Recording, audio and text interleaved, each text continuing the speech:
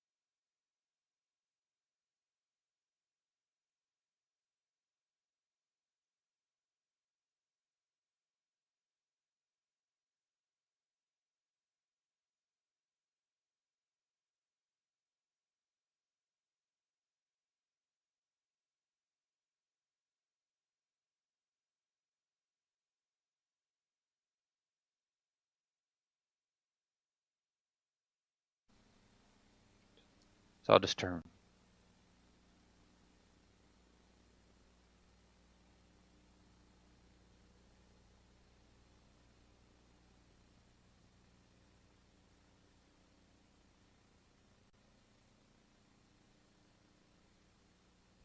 Good evening, ladies and gentlemen, and welcome to the Friday evening Cardiff harness racing here at Atlantic Grand Circuit Week at Truro Raceway.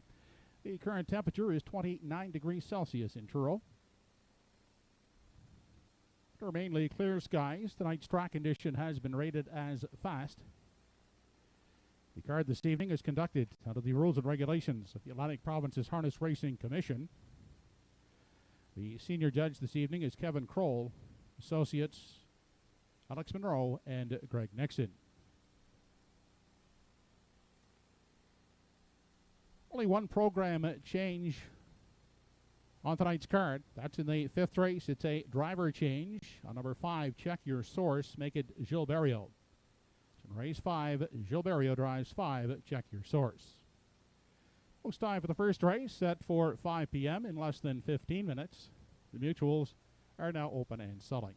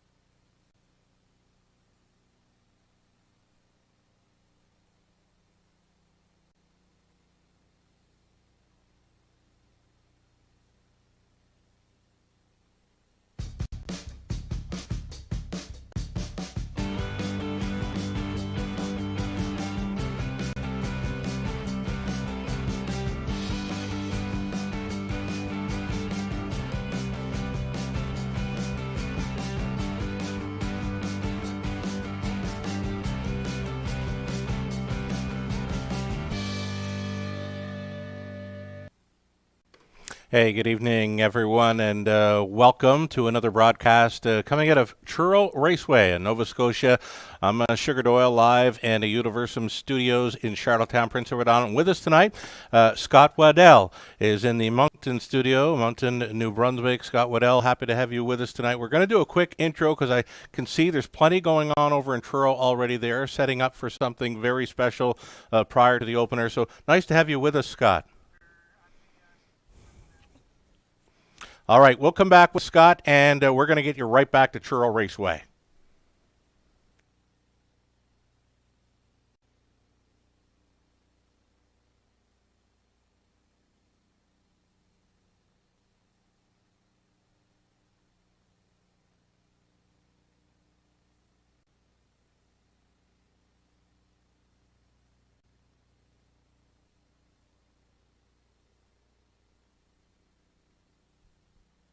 Ladies and gentlemen, if I could please have your attention.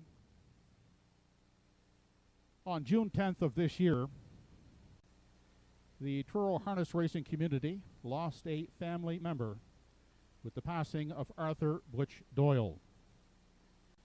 Butch was one of the good ones. His family was always his first priority. But if you were to ask Nancy, Jenny, or Carrie, they would tell you that horses were a close second. Butch started working with horses as a teenager and never really stopped, with some of his last days being spent at the barn. Harness racing was in his blood. If life had gone on in a different direction, you could bet your bottom dollar that Butch would rather have been a full-time horseman, spending countless hours at Truro Raceway. Butch was a salesman for candy companies for 45 years, was known to many around the track as the Candy Man. He always enjoyed donating candy for events for kids around the track, and he always had the best candy. Butch always enjoyed meeting and greeting, and to know many characters in the harness racing community, and hoped he would be remembered as one of those characters. We will share in a moment's silence so that those who had the honor of knowing Butch may take a minute and remember his infectious laugh, because that is one of the things he would want you to remember. So I ask you, ladies and gentlemen, to please rise, join the horsemen and women and family members who are gathered trackside in tribute and in memory of the late Arthur Butch Doyle.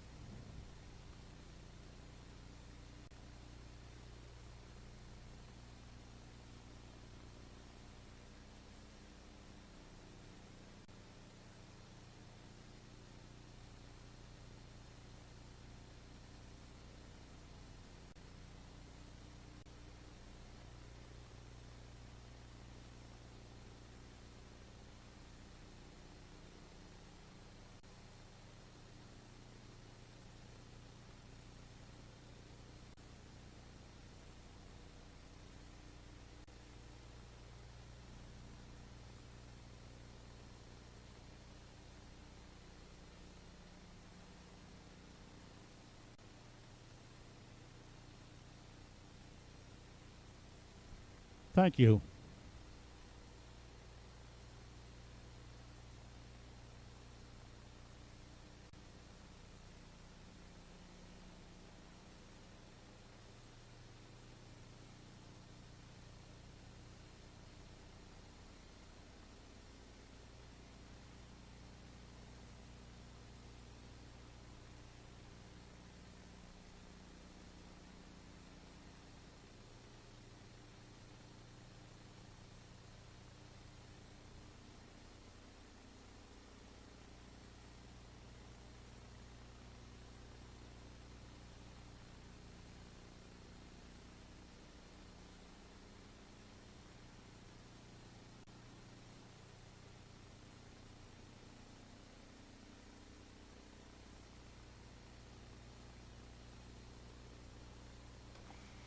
So there you have it, ladies and gentlemen. Very touching tribute to the late Arthur Butch Doyle. Wonderful job there by everybody over at Truro Raceway setting up the Memorial Horseshoe. It's a long-time tradition in the sport of harness racing. And you know what? Scott Waddell joining us from Moncton, New Brunswick. The post break coming up here very soon for race number 1. Scott Waddell, tell us what's been going on over in NB for you lately. First of all, Shannon, love to be here with you tonight. Going to be a great night of racing here at Truro Raceway. Big night of racing. And as far as New Brunswick's concerned, things are going well. We've been racing all but the last 2 weeks, and we're back at it next Saturday afternoon. And some great racing over there this year, and we've got a couple of the starters from New Brunswick in the Lindsay Cup coming up, of course, tomorrow evening, in Woodmere Ideal Art and Little Manny. They're both from New Brunswick, so they see action in tomorrow night's race. Very good. Before tomorrow night, though, one of the richest programs of the season in all of maritime racing taking place tonight. A couple of divisions of Atlantic Sire Stakes action, the Stanfield Memorial, a couple of $25,000 races for the 3-year-old pacing fillies. So we'll look forward to that. I get asked a few times over my career, you related to any of the Doyles in racing? Well, there's Von Doyle at Charlottetown, Johnny Doyle, Western Prince Edward Island. There's a Steve Doyle in Ontario, and then here's Arthur Butch Doyle, the late, and surprised to hear that he was nicknamed the Candy Man. Now, my nickname is Sugar. The kids on the hockey team I used to coach, they wanted to call me the Candy Man, but the mom said no, that ain't happen. One of the moms suggested sugar. So myself and Arthur Butch Doyle, a lot of things in common when it came to candy, I'm sure. I believe we're getting set for a post parade soon, Scott, and I think we're going to be leaning towards the same horse. We're right with the betting public right now at 1-4. 6 minutes to post time on race number 1. Ladies and gentlemen, there is a pick 5 carryover that you must take a look at. Races 3 going on. Races 3, 4, 5, 6, and 7. Had to count them on my fingers. But yeah, over $2,000. That's some serious coin for a small track, Scott. Oh, absolutely right. Big, over $2,200 in the pick 5 tonight. So looking forward to that, and hopefully we can help some bettors out tonight, Sugar, with our selections coming up. Well, you know what? We'll try to get some there, and you know what? We're leaning towards a few of the same, but we're going in different directions for a few of them. I know that. So sit back, enjoy 9 races coming out of Truro Raceway. Nova Scotia is part of Atlantic Grand Circuit Week. Post parade is coming right up. We're so glad to have you with us tonight. Stand by and stick around for some fabulous racing. There'll be some fast miles, I'm sure, out of Nova Scotia this evening.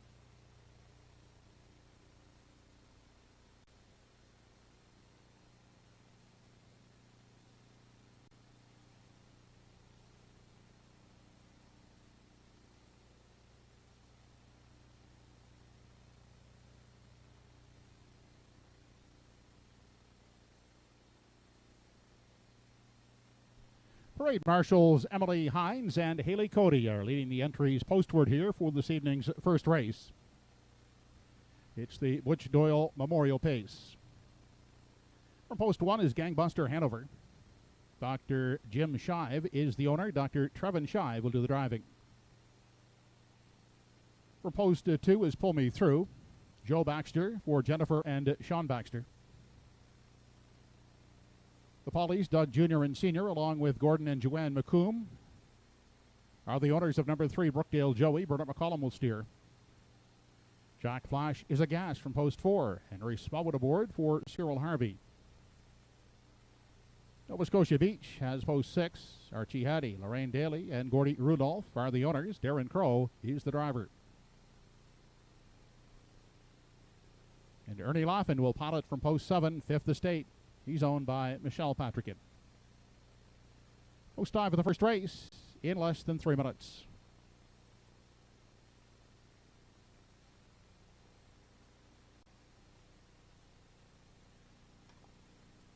Okay, we're going moments away now from race number 1. It's the first of 9 at the Truro Raceway, and it's program number 2 for Atlantic Grand Circuit Week.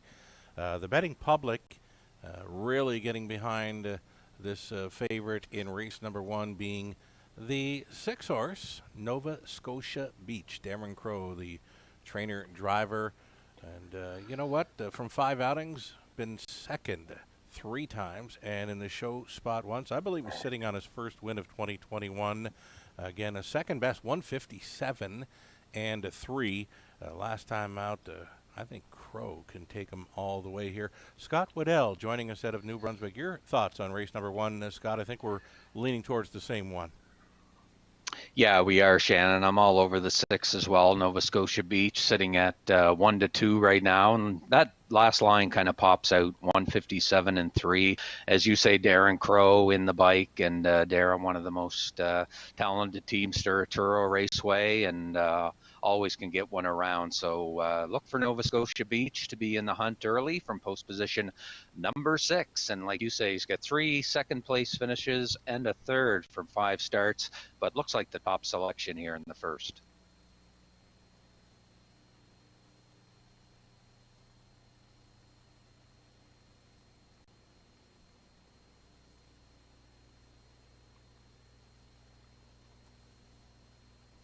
Right on, still time to fire away here on race number 1 at Truro Raceway. You can wager through HPI Bet, and we'll offer a shout out this evening to those tuned in and turned on to the action at OTB Brewers Bar and Grill.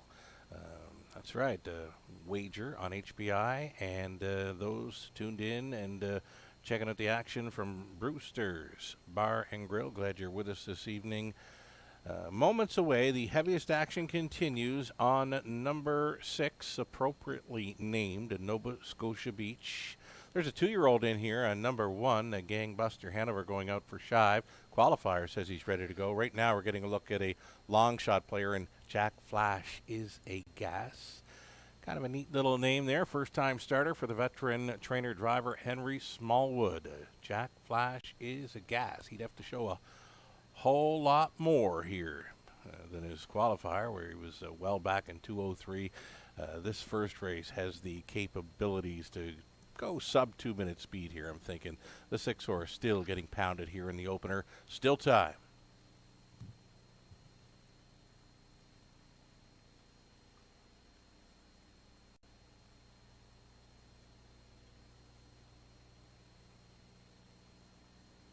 Final call to wager on the opener this evening. Only 1 minute to post time. Kind of like this 1-horse. Gangbuster Hanover, the 2-year-old, the lone 2-year-old, I believe, in this field. Goes out for the Shive Barn. And the qualifier says he's ready to go. I like him for the exactor factor, 7-1. You're leaning towards another one, Scott, for the deuce. Yeah, I was looking outside to Fifth Estate, Shannon. Like him from the outside, he does have the outside post to contend with, but comes off a fresh mile, 58 and 3, and this horse is bred to pace, and he's got post 7 tonight. But just back to Gangbuster Hanover for a moment. He was a $15,000 Harrisburg purchase from the U.S., and I like the qualifier on him. Todd Treitz in the bike, and came that final quarter 29 and 1, paced his mile in 2:04 and 1. So he should be ready to go here at first asking from post position number 1. But do like the 7 a little bit, Shannon, and I think we're pretty much on the same 3, just a different order here in race number 1, the Butch Doyle Memorial Pace.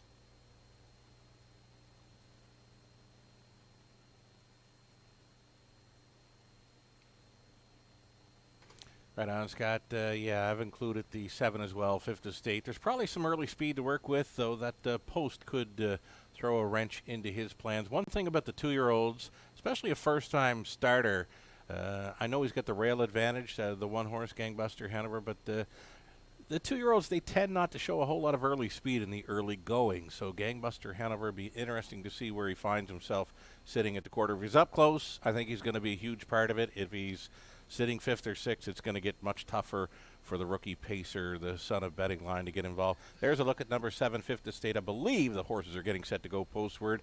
Next voice you'll hear, Joe Kelly with the call of race number 1.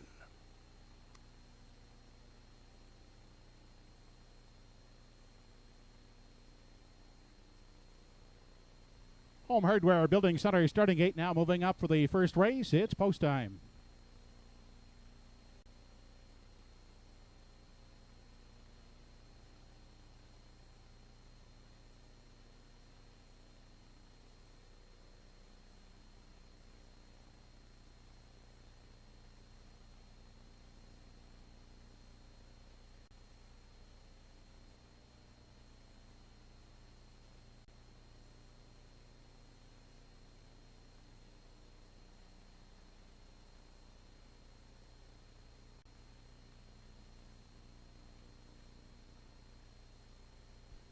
Race number 1 of the evening, top of the stretch, has Gangbuster Hanover. Pull Me Through, Brookdale Joey.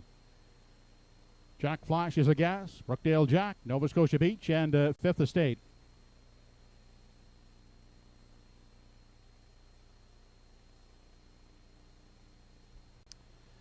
They're off as they leave the gate. Brookdale Joey, and on the outside, Nova Scotia Beach. Those two out to battle for the early lead, crossing over Fifth Estate, looking for a good early spot third. Getting away in the 4 spot as they make their way by the 8th. That's Pull Me Through. Unhurried at the rail is Gangbuster Hanover from 5. Then Jack Flash is a gas, is a gapped out 6th, and get away at the tail end of the field as they move into the backstretch. For the time 1 is Brookdale Jack. They're seated single file as they race past the opening quarter. Out front, Nova Scotia Beach will dictate the pace, leads by a length and a quarter. Sitting in the garden spot, that's Brookdale Joey, followed closely in a 3 by Fifth Estate. Rough gated there and taken to the outside. That is Pull Me Through. That leaves a large gap back into the 4 spot. That's where we find Jack Flash is a gas as they move off the top turn. Moving up at the rail is Brookdale Jack. Now up into the 5 spot as they round the top turn. And off into the stretch now as they approach the half. At the back, that was Gangbuster Hanover, who had the miscue as they race into the lower turn. It's Nova Scotia Beach with the lead, opening up now by 3. Brookdale Joey remains second with Fifth Estate pacing along the rail in 3. Back in 4 as they continue on to the back stretch. Jack Flash is a gas. Then on the inside, that's Brookdale Jack outside. Pull Me Through off stride. And well back and out of it is Gangbuster Hanover on through the backstretch. A minute 4/5 was the half. Inquiry sign posted. They pace on past the 3/4, and it's Nova Scotia Beach. He's the one to catch. The next closest pursuer, that's Fifth Estate, who moves up into second. Dropping back to third is Brookdale Joey. They're on their way to the 7/8 3/4 in 1:30 3. It's still Nova Scotia Beach with the lead, but taking aim is Fifth Estate in the pocket. On 8th left to come. Now dropping out of it third is Brookdale Joey. Only 2 in contention as they make the final turn. Nova Scotia Beach will now try to fend off the pocket sitter Fifth Estate. Nova Scotia Beach, the Fifth Estate. Nova Scotia Beach will not be denied, winning it by 2.5, 3. Fifth Estate second, third is Brookdale Joey.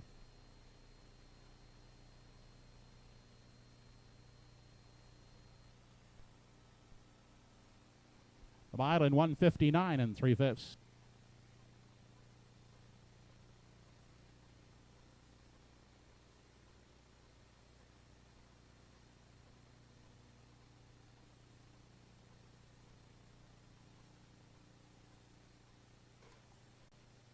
Right, we are underway at Truro Raceway. Unofficial winner for race number 1, Nova Scotia Beach, the betting favorite there, 4-year-old son of Sun Beach Somewhere, sitting on a win. Picks up his first Judge's victory inquiry of 2021.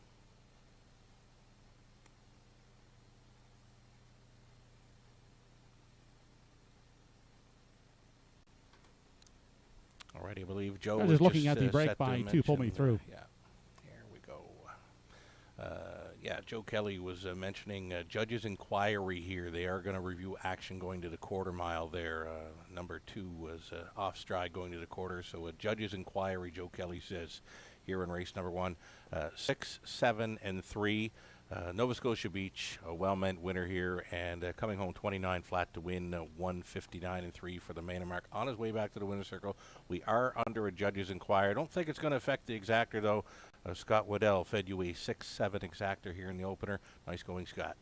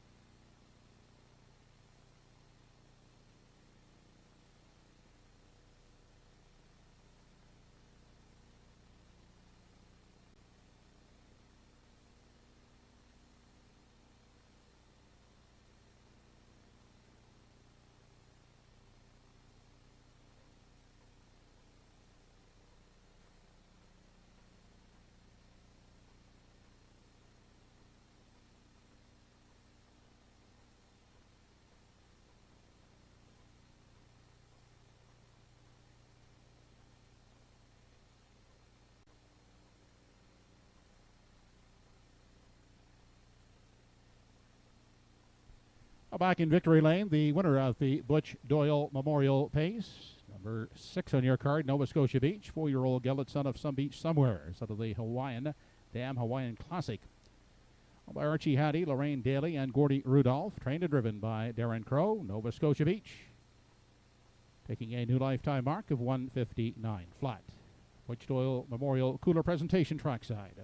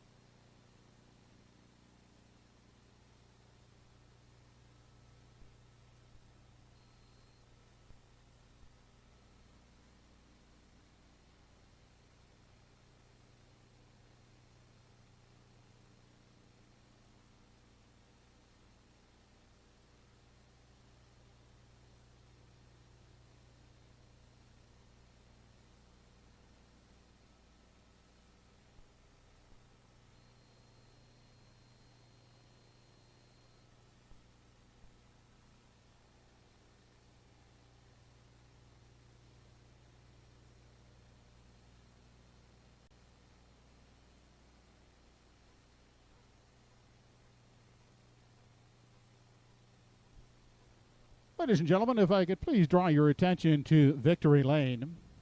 Debbie Francis on behalf of the Nova Scotia Harness Racing Industry Association, Penny Wesley, the Truro Harness Horse Owners Association, and Brett Revington from the Atlantic Provinces Harness Racing Commission are trackside to congratulate Claire McDonald on winning drive number 1500, which took place on Tuesday evening here at Truro Raceway.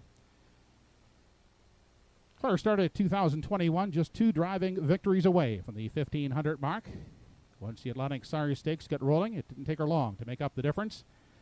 North America's top active female driver sent 3-year-old trotter Mr. Finley Ridge to an early lead in his division on Tuesday evening, and they never looked back, winning by open lengths. Among female North American drivers, only the late B. Farber has more driving victories, 1,801, than Claire, who was shortlisted for the Canadian Horse Racing Hall of Fame ballot this year. Mr. Finley Ridge delivered both victories needed for the Antigonish native to reach the 1,500 win mark. We congratulate Claire McDonald on 1,500 driving victories.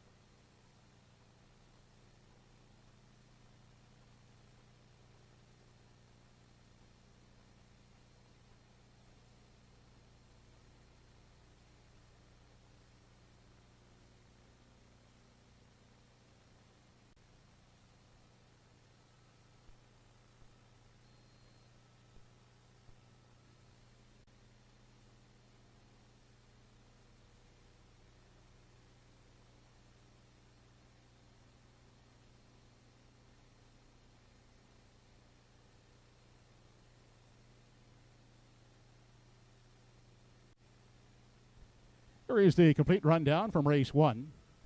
Number 1, Gangbuster Hanover, finished 7th, placed 6th. 2, Pull Me Through, finished 5th, placed 7th for causing interference while on a break.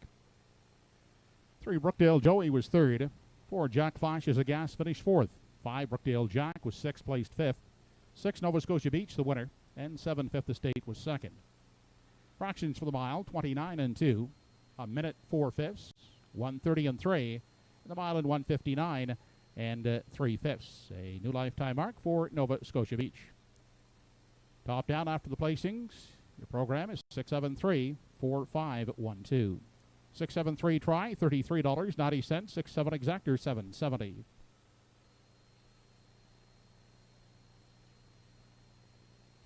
Coming up in races 2 and 3, the early daily double. There are no program changes with second race post time in less than 8 minutes.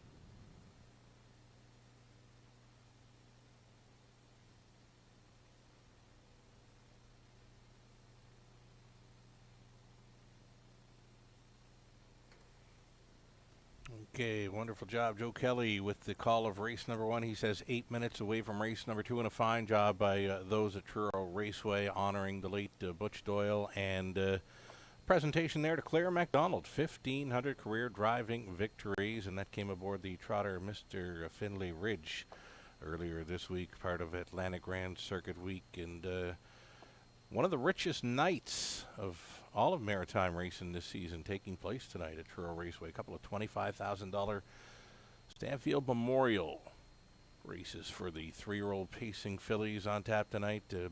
Before we get to those, though, I can tell you in race number 3, it's the pick 5 play. There is a significant carryover, $2,200 plus in carryover money for the pick 5. You have plenty of time to map out your ticket selections, races 3, 4, 5, 6, and 7. I know I'm playing. I got my HBI account open and rolling here on my laptop, and you know what? The pick 5 play, Scott, if you can find some value in there somewhere this evening, you could possibly take down the pool, and that pool could, reach $3,000-$4,000 with that significant carryover tonight.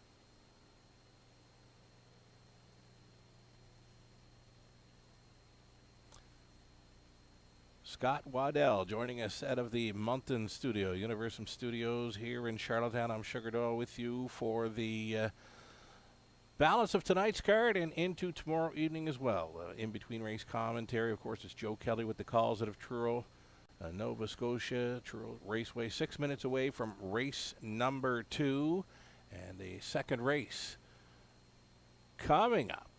Just a $1,500 conditioned event, and the current favorite, my top selection, I'll stick to it here. It is the 6-horse Cliff Drummond, the 13-year-old Inverness Invader. Red Doucette's got a few of those live Inverness plays this evening. Post break coming up here very soon. Again, it's myself, Sugar Doyle, along with Scott Waddell out of the Moncton, New Brunswick studio. Post parade coming right up here.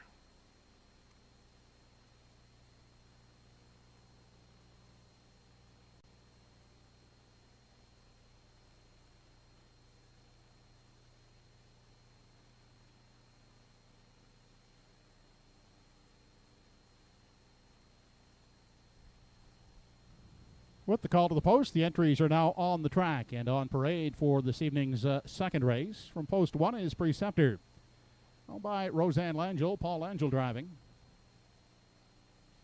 Jeff Ellis will do the driving on number 2, Silver Hill King. He's owned by Madeline Ellis Abbott.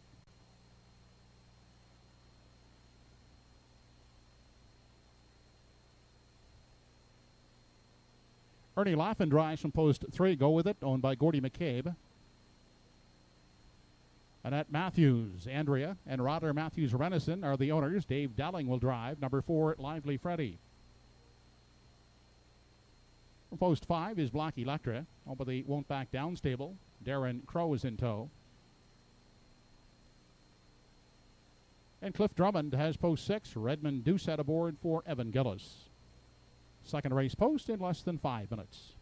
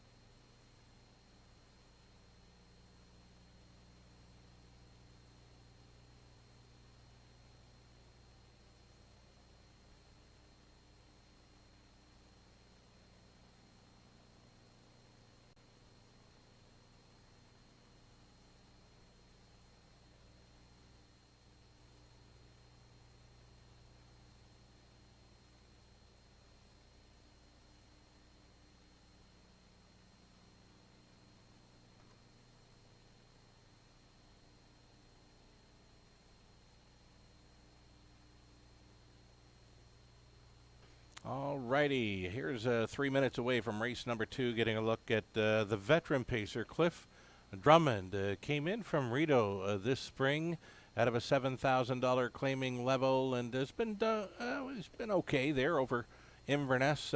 I go back to his win on June 20th. A Red Doucette was on board, a gate-to-wire win, 57-3. Red gets along with this old veteran, finishing second best with him there, two back. A 13-year-old son of leader Bayama will try for his 55th career win from that outside post. I'm going to stay with number 6, Cliff Drummond here. The current favorite, though, is number 4, that being Lively Freddy, and I believe that is a top selection for Scott Waddell, joining us out of the Mountain Studios for Universal Media. Scott, if you're with us, Lively Freddy.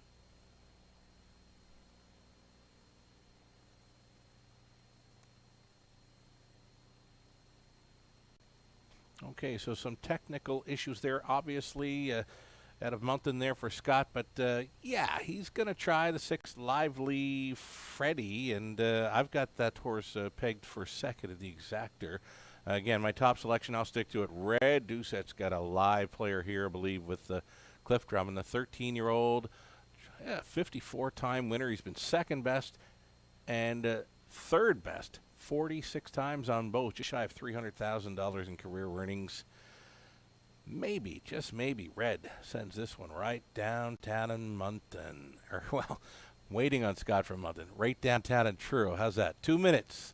2 minutes wagering time on the second.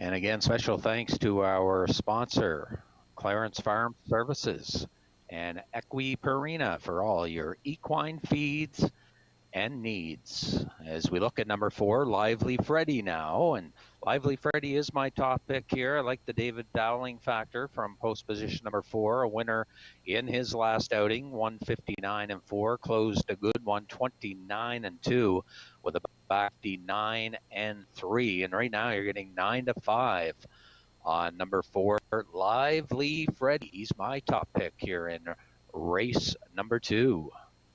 And I know, Sugar, you've gone to the outside with the Cape Breton Invader and Cliff Drummond, currently at 5-2.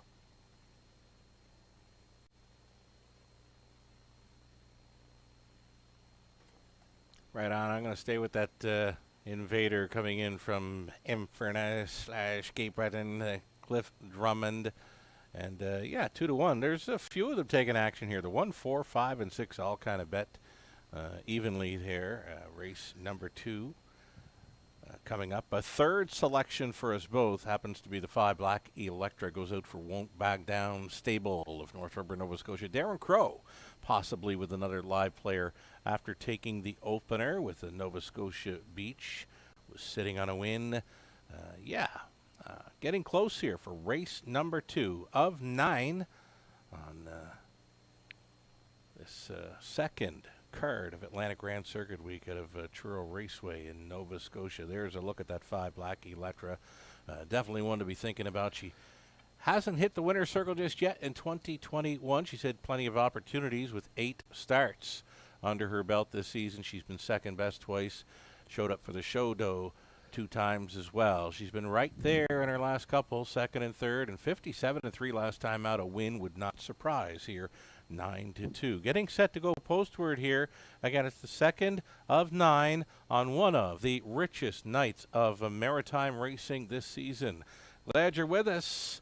It's Sugar Doyle, Scott Waddell, with you for the broadcast with Universum Media.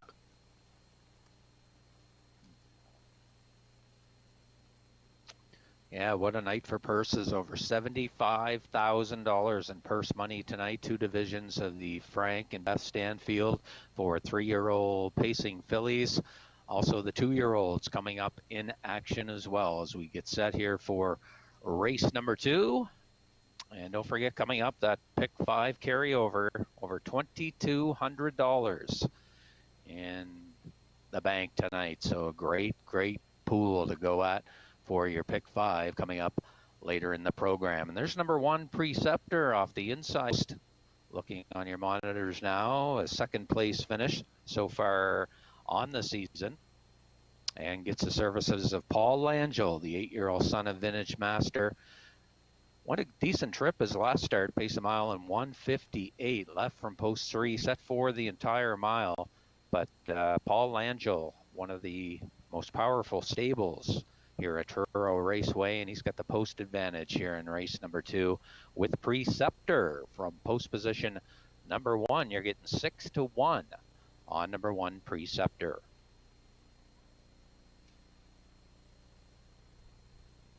It's post time for the second race. Home Hardware Building Center starting gate is now moving.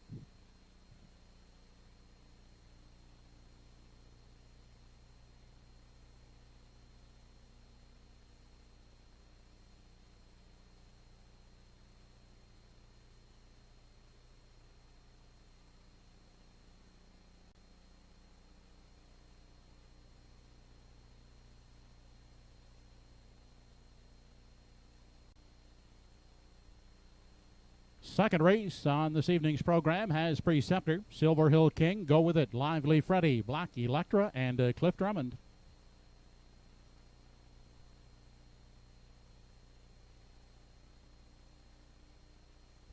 We're off and pacing away quickly from the outside. He is Cliff Drummond. Down at the rail, that is Preceptor. Racing into the first turn and quickly, the old campaigner Cliff Drummond on the outside. He's now forging to the top. On the inside, Preceptor will give way and sit in the pocket second. Up into the 3 spot, that's Lively Freddy. Then next in line, Silver Hill King has come away in 4. Down at the rail in 5. That is Go With It. And unhurried back trailing in 6 is Black Electra.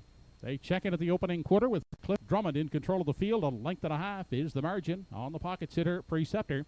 Lively Freddy is sitting at the rail in 3. Tied up, Silver Hill King looks at it from 4. And Go With It has only 1 beaten in the early going. That's Black Electra as the field continues off the turn. 27-2, a sharp opening quarter. As they travel on through the stretch and approach the half, it's Cliff Drummond on an uncontested length and a half lead as they arrive at the midway point. Preceptor is traveling in the garden spot with Lively Freddy still there third and peeks to the outside. Silver Hill King will follow that tipping move by Lively Freddy as they continue on past the 5/8, shooting the gap. That's Go With It on the inside, moving up into 4. Dropping back now on the outside. Silver Hill King is 5th, and Black Electra can see them all as they approach 3/4. They are halfway home in 57-3, and Cliff Drummond opening now to 2.5 on the outside. Lively Freddy trying to cut into that lead. Preceptor dropping back a bit at the rail. Inside, Go With It is now pacing 4th. They race to the 7/8 with Cliff Drummond, the one to catch. 2.5 length lead. Preceptor inside second. Lively Freddy, all done, is backing off. Moving up at the rail is Go With It third. They were past 3/4 in 1:27-1. They turn down the lane, and Cliff Drummond looking to take it gate to wire, and it looks like he'll do so. Opening up as they stride to the wire. Cliff Drummond will win it. Preceptor will hold for second. Lively Freddy coming back on to finish third.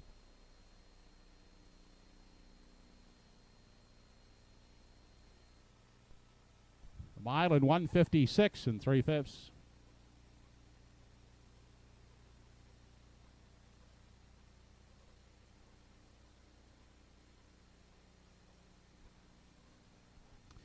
Judges have an inquiry underway. They're looking at the stretch break made by number 5, Black Electra.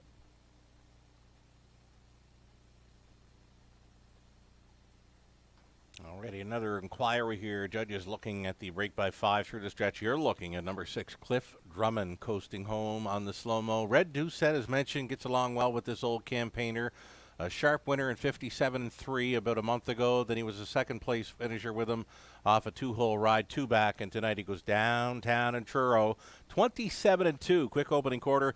He hasn't reached the quarter mile that quickly in a long, long time. The 13-year-old son of leader Bayama here. It's Cliff Drummond wiring them up in 156-3. Big trip, Scott.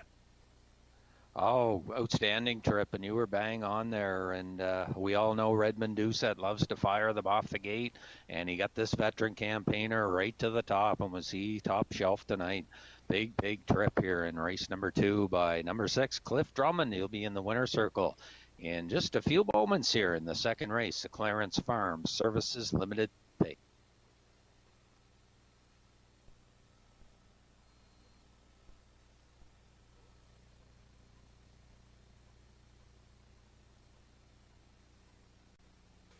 Yes, indeed. Clarence Farm Services. Special thanks to Clarence Farm Services and Equipurina for all your equine needs and feeds. Yeah, you bet. Special recognition to Clarence Farm Services. Here's the winner coming back, Joe Kelly, with the winner's circle.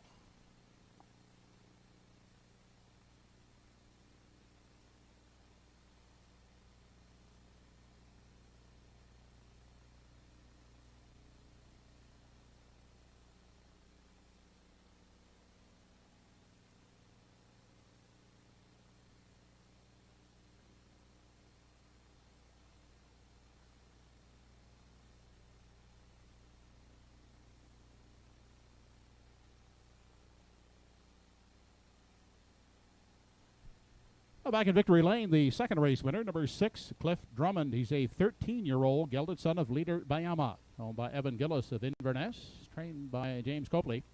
Redmond Doucette, the winning driver. Cliff Drummond taking it gate to wire, pacing in 156 and 3/5. Second race, kindly sponsored by Clarence Farm Services Limited.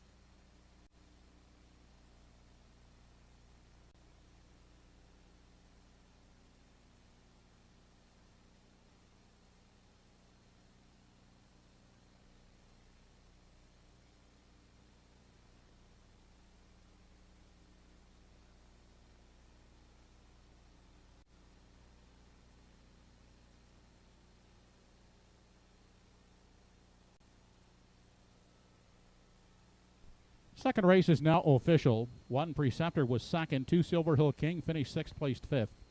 3 Go With It was 4th. 4 Lively Freddy 3rd. 5 Black Electra finished 5th, placed 6th. 4 a lapped on break at the wire. And number 6 Cliff Drummond was the winner. Fractions for the mile, 27-2, 57-3, 127-1 in the mile for Cliff Drummond, 156 3/5. Top down after the placings, your card should read 254361. 614 try in race 2, $118.40. The 6-1 exactor, $15.30. Coming up in the third race, it's the first leg of this evening's Pick 5. The Pick 5 carryover, $2,204. There are no changes in the third race.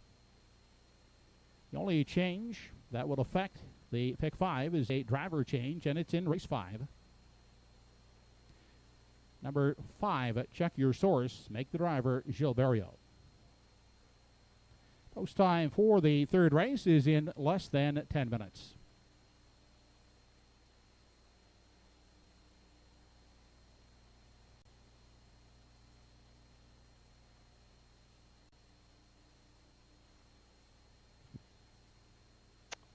And another big night of harness racing coming up here at Truro Raceway tomorrow evening. What a night it's going to be. The Lindsay Cup Invitational Pace coming up tomorrow night with a field of 6. We've got Woodmere Ideal Art, Batter Up Hanover, Little Manny, Time to Dance, I'm a Looker Too, and Wind Blown, a field of 6 for the Lindsay Cup Invitational Pace coming up as part of the program at Truro Raceway here tomorrow evening. Also featuring 2 divisions in the 3-year-old Pacing Colts, a B division of 3-year-old Colts, and the Atlantic Age Pacing Mares Series continues as well on tomorrow night's card here at Truro Raceway. Again, up next, race number 3, our first look at the Atlantic Sire Stakes, 2-year-old Colts in action.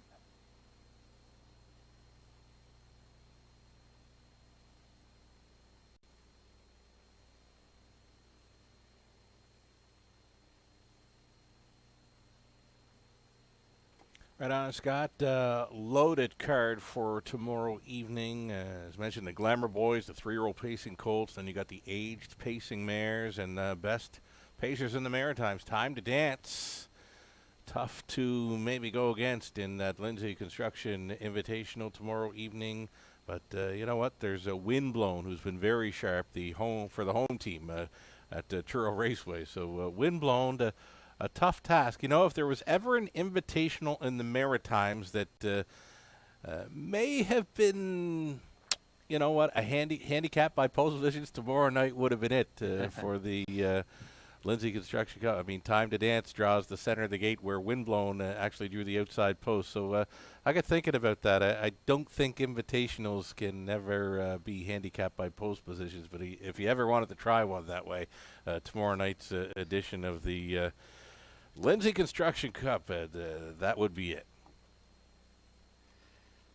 Yeah, a big field there for sure, Shannon, tomorrow night. And Time to Dance, a winner in 152 and 3 already this season. He's been so tough to beat on the Maritime Invitational circuit here this year. And fresh off, of course, his Governor's Plate victory this past Saturday night at Summerside. Okay, we've got 8 minutes now. Let's plug this Pick 5 wager once again. Over $2,200 in carryover money. So if you've never played the Pick 5 at Truro, tonight is the night. Why not chase after what could be a very large pool? I'm just checking the money right now. There's already $1,500 in new money. So add the carryover to it. We're going to be chasing after a $4,000 plus pool at Truro. That doesn't happen every day, and you know what? There could be a few key players. I'm going to key up one here in the opening leg, that 6-horse, Zendaya Cougar Beach. This one goes out for Dave Kelly, and you know what? Drops down from the A types, so it's going to get a little easier for that one. There's another one dropping from the A level as well. I'm told the Post Parade is coming right up. They're out on track. It's a 2-year-old Pacing Colts B Division coming up.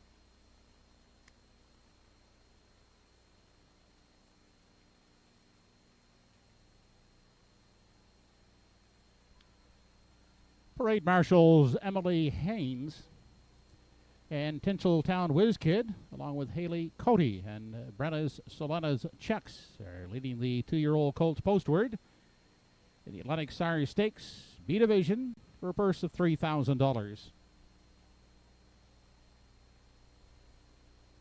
Number 1 is Morian Bay, owned by Bell River Gold Stable, Adam Murner driving. Mark Campbell gets the call on number 2. Maximum Lovin' for Ian Tate. Jason Hughes drives the 3-entry Pocket of Aces for Doug Matheson and Dunsand Farms. Next Generation Stable are the owners of 4 Prince Hal, Brody McPhee up. Claire McDonald for Maura Kerr with 5, Tobin's Roland. Juanita and Alan McLeod are the owners of number 6 and Cougar Beach. Dave Kelly driving.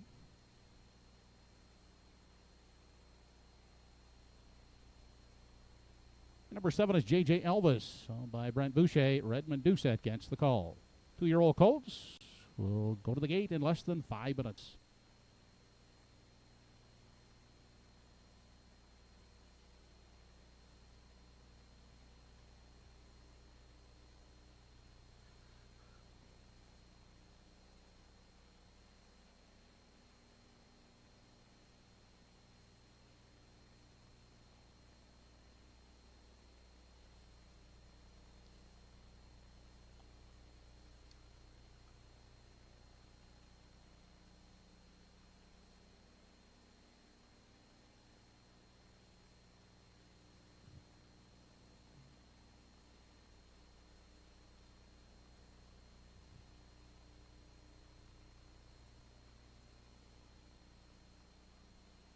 Okay, here we go. We're 4 minutes away now from the start of the pick 5. It's leg 1 right here, and it's 2-year-old Colt Pacers in Atlantic Sire Stakes action.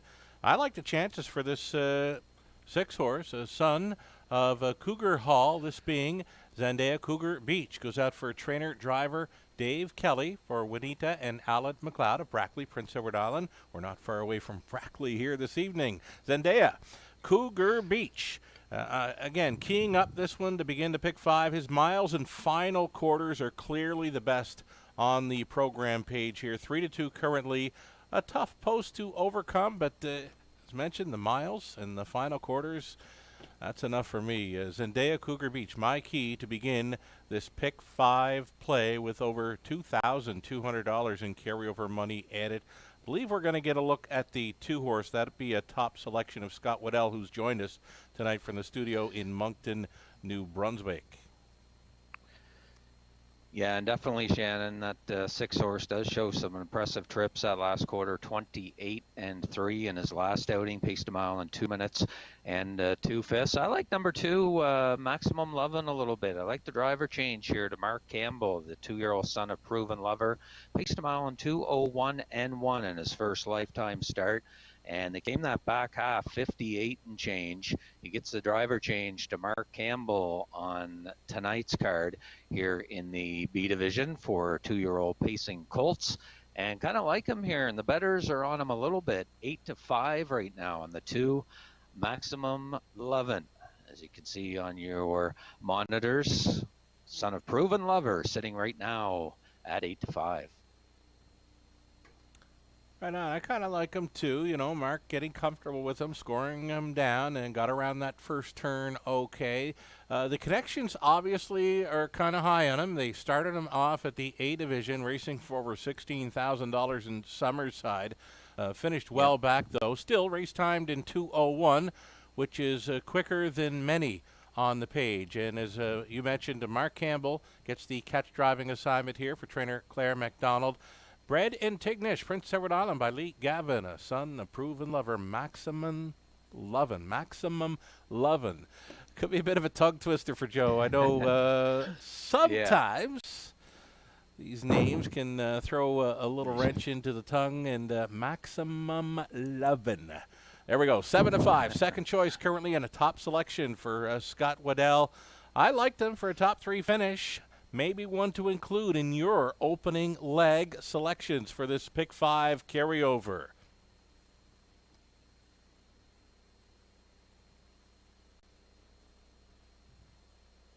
And another one in here Last call to wager. Post position number 1. Minute. With Morion Bay on the inside post for Adam Murner. And this pacer making his first, or rather second, lifetime start. He's got the inside post, and Adam Murner right now sitting at 5-1. And you and I, Sugar, both like this horse. We both got him in the triactor, and right now getting 5-1 on number 1, Morion Bay and Adam Murner. Yeah, I like this one. Going out for trainer Wade. Sorry, I heard from Wade this week. He likes what he sees over at Truro Raceway this week. And you know what? Wade's got a great shot, a much improved post. You can pretty much toss his latest from the outside post over Summerside. Sat well back. Still fired home 29-2. Kenny Murphy was on board tonight. Adam Murner, the call on the son of Tobago Keys. Moriam Bay. I think I'm expecting improvement now with a much better post. And again, beware of this Wade Sorry trainee, Moriam Bay. 6-1 value player here for race number 3, and there's still time.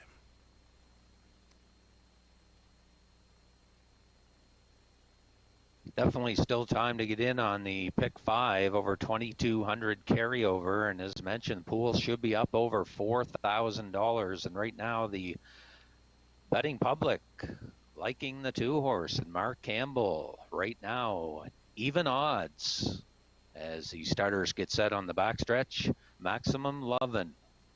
Mark Campbell now down to 4-5.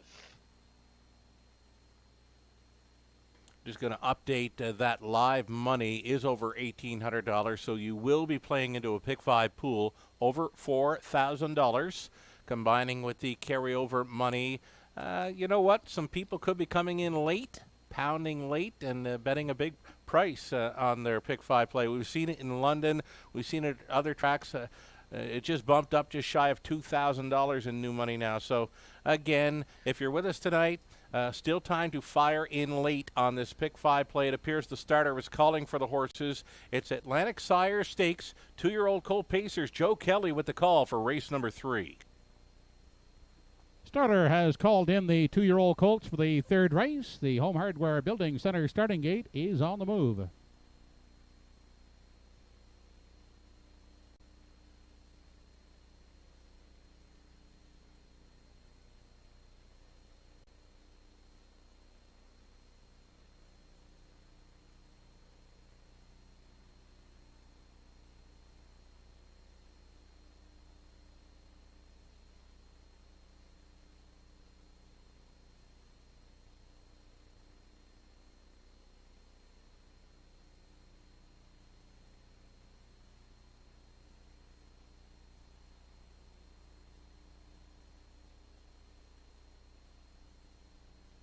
Third race on the evening. It's the Atlantic Sire Stake 2-year-old Pacing Colt B Division. Purse of $3,000. It has Moriam Bay, Maximum Lovin', Pocket of Aces, Prince Hal, Tobin's Rollin', Zendaya Cougar Beach, and J.J. Elvis.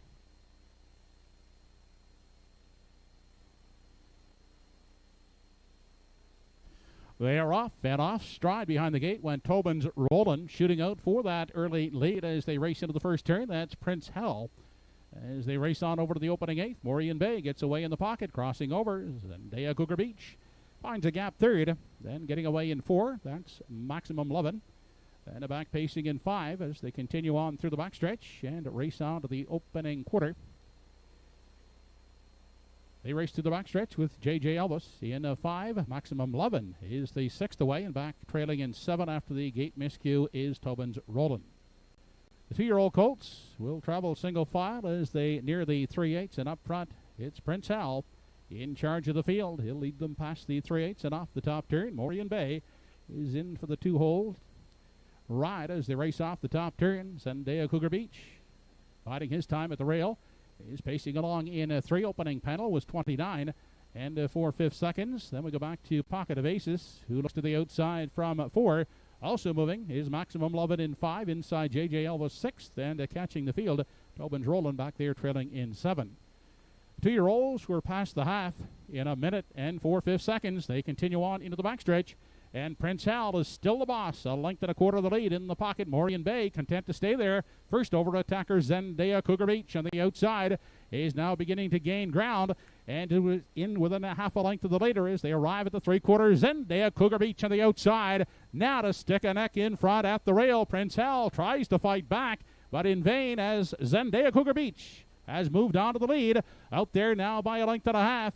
Prince Hal is second. Inside caught is Moriam Bay at the rail 3rd. They continue off the top turn. 3/4 in 1:31. They make the final turn, and they have to catch Zendaya Cougar Beach. who's opening up on the front end. Zendaya Cougar Beach will win the B division of the 2-year-old pacing colts. Holding on for second, Prince Hal. Third is Morian Bay. Mile in 2 minutes and 2/5.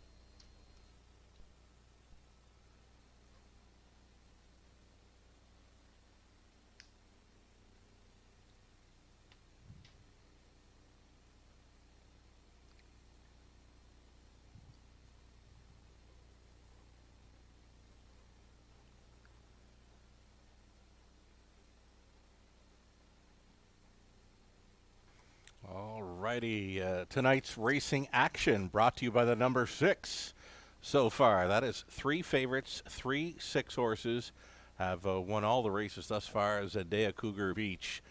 Much the best winner here for Crocker Kelly, Dave Kelly, training and driving for the McLeods of Brackley, Prince Edward Island, Zendaya Cougar Beach. Dave hit the go button on this colt, gray colt son of Cougar Hall at the 3/4, and he was just gone.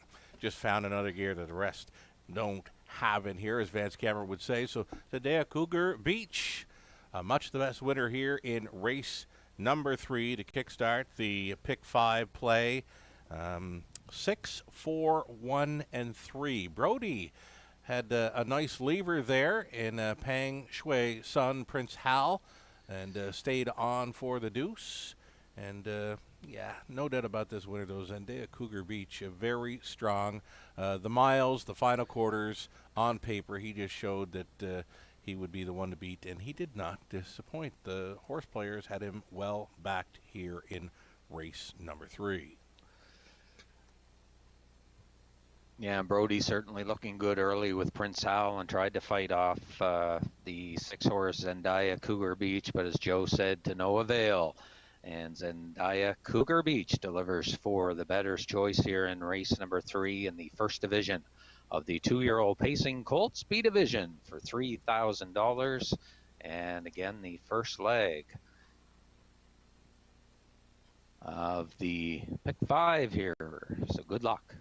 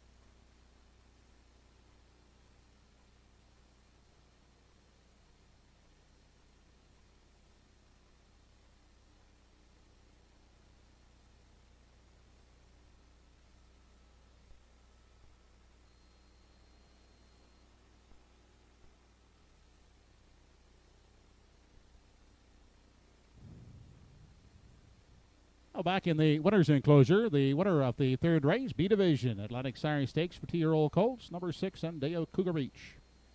Gray colt, 2 years by Cougar Hall, out of the Western Ideal Dam, Sunset City. Was bred by William Andrew of Calgary, now owned by Juanita and Ella McLeod of Brackley, Prince Edward Island. Trained and driven by Dave Kelly, Zendaya Cougar Beach, with a new race record of 2 minutes and 2/5. Mr. Fonzie McCachran, on behalf of the Atlantic Standardbred Breeders, trackside, making the presentation.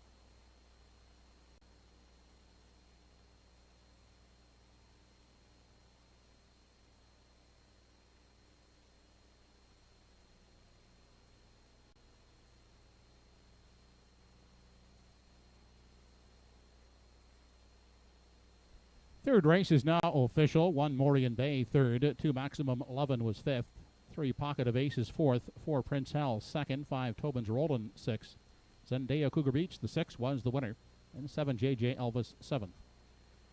Fractions were 29 and 4, 1 minute 4 fifths, 131, and the mile for Zendaya Cougar Beach 2 minutes 2 fifths. Top down 354 26 17.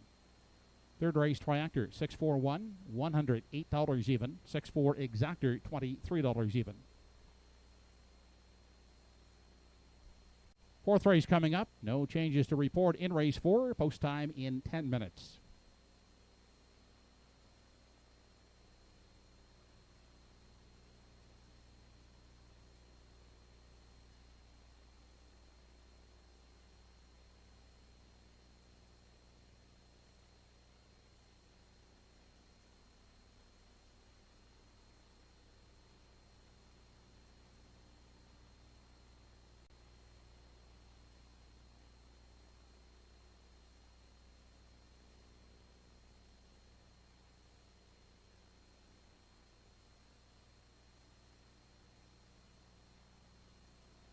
Ten minutes away from race number 4, Truro Raceway. It's the second program of Atlantic Grand Circuit Week.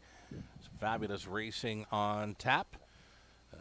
We've seen, and going forward tonight and into Saturday. You know what? The 6-horse has been tough at each and every race. The 6-horse has won all 3 races thus far tonight. I'm going to go against the 6 in this upcoming 4th race. Arizona Buckson kind of eyeing up as a value player right now. Not a whole lot of value at 6-5. We've had some friends tuned in and turned on to Truro Raceway this week, and some kind words as well from many of them. Todd Hardy, Wade Sorey, Von Doyle. Todd Hardy, as well as Joy Power, was filling me in on a horse, a young trotter that raced the other evening there, Hellier, and they were saying, you know, I got to mention it's tough to know how to pronounce some of these names when they come about, as far as Sure being a track announcer goes. Now, the name was spelt Helly, and then with a couple of A's. Yeah. So I said, you know, I don't know how to approach this. Is it Helly A's or Helly double A's? But from Todd Hardy and Joy Power, they mentioned Helliah. Helliah is the way to go. Todd Hardy had said, it's pronounced Helliah. The name comes from a festival in Scotland that is Fire and Light Festival. The people who named him are Scottish. And he said we had his brother last year being a terrible Ted. So Todd filled us in on that one. He'd like us to offer a shout out to Amber Campbell for this Friday night in race 8, Roll with Hottie Toddy. She's going to look after this horse for trainer Trevor Hickand this evening. So that's from Todd Hardy, and all nice to hear from people who have been tuned into Atlantic Grand Circuit Week. My first dabble with broadcasting for Universum Media and Truro Raceway. I'm having a good time, and happy to have you along for the ride tonight. Scott Waddell out of Moncton this evening, Moncton, New Brunswick, the Universum Studios. Yeah, it's been a long time, Shannon, since you and I met one time up in the judges' stand at Exhibition Park Raceway. You were just a young fella and a budding announcer, and wanted to try a few races. And of course, learning under Ingham Palmer, I was always told to let anybody that wants to announce a horse race do so. And look at you now. You know what? I looking back on that night, I can remember one of the winners, Claire McDonald, Super Sydney C. I think I called a winner that night. I came down from the booth, and I believe it was Ken St. John down below, and he said, "Was that you?" And I said, "Yeah, that was me." It's a nice job. So anyway, coming out on Post Parade here now for race number 4, as we get set to go post. We're about 6 minutes out. Joe Kelly has the Post Parade.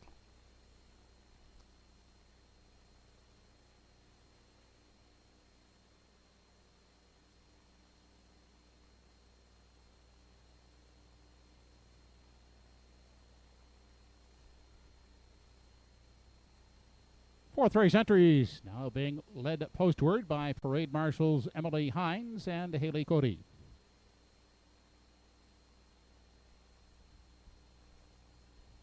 Here's the field. Number 1 is Bob Johnsky. By Katie Murphy. Danny Romo drives. The 2-name Monster, owned by Arlene and Chantel Gillis and Freddie Buffett, with Greg Monroe in the driver's seat. Arizona Bucks has posted 3. He has Paul Langell at the lines for Roseanne Langell.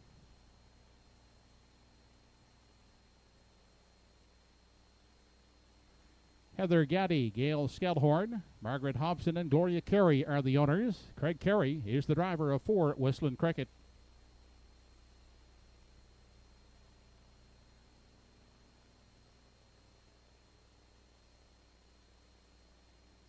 Art Sleek has post 5. Ernie Laffin in charge for David and Diane Settle.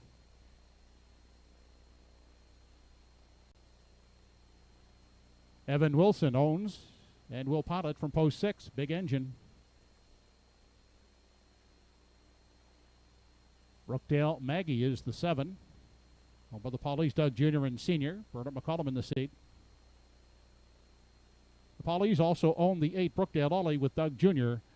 in charge. Post time for the 4th, the Lorne and Bud Whidden Memorial in 5 minutes.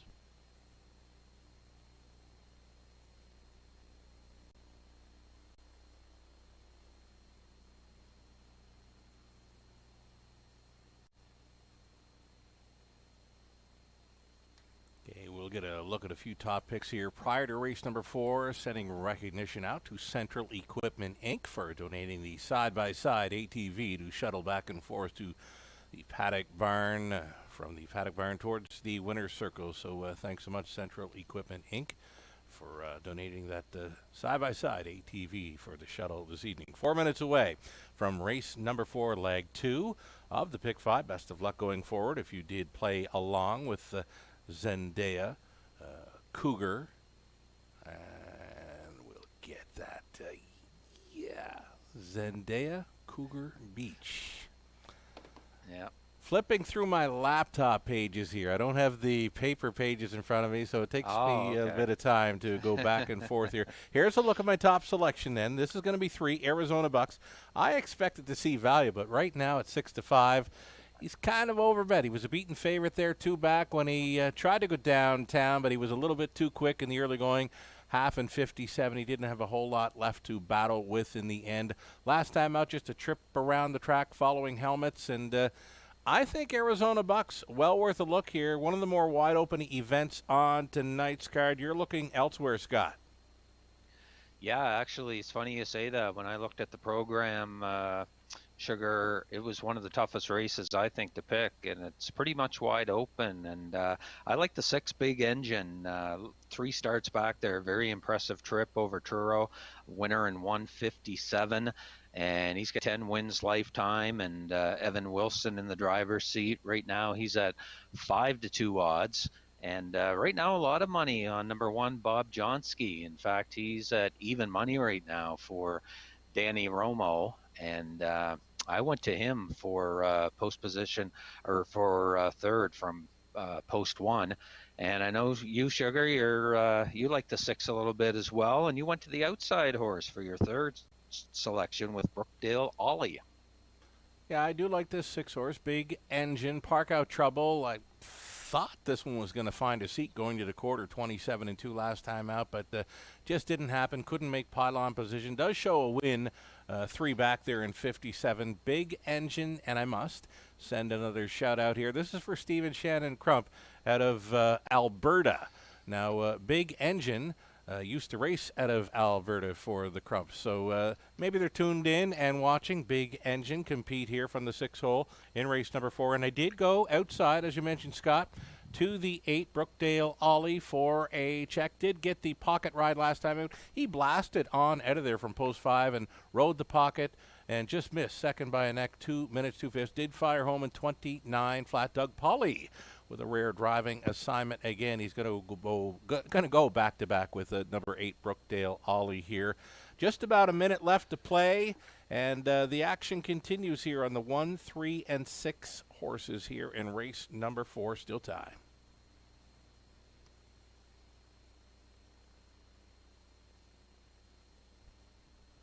Only 2 minutes to post time.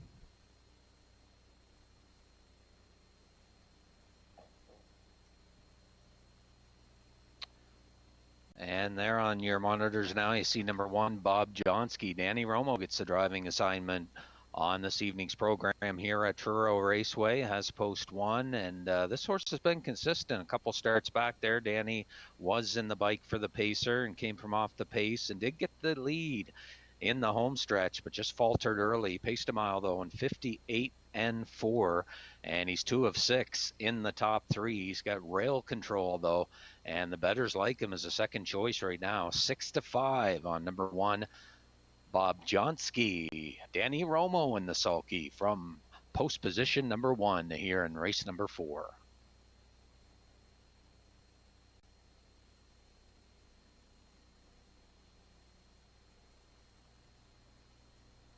Less than 1 minute, last call.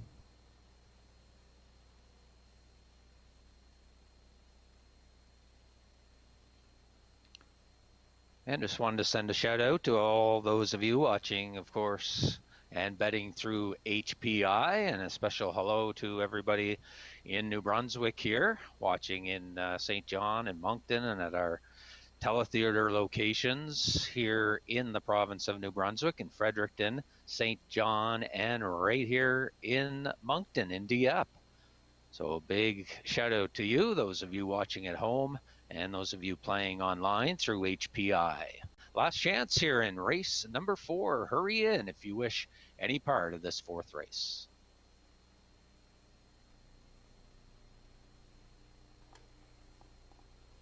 One final shout out here. Speaking of Moncton, I got a pal, Corey Mills, brother of former track announcer Joe Mills. Corey's tuned in from Moncton tonight as the horses get set to go postward. It's race 4 coming up. Take it away, Joe Kelly. Home Hardware Building Center starting gate moving up into position for the 4th race. It's post time.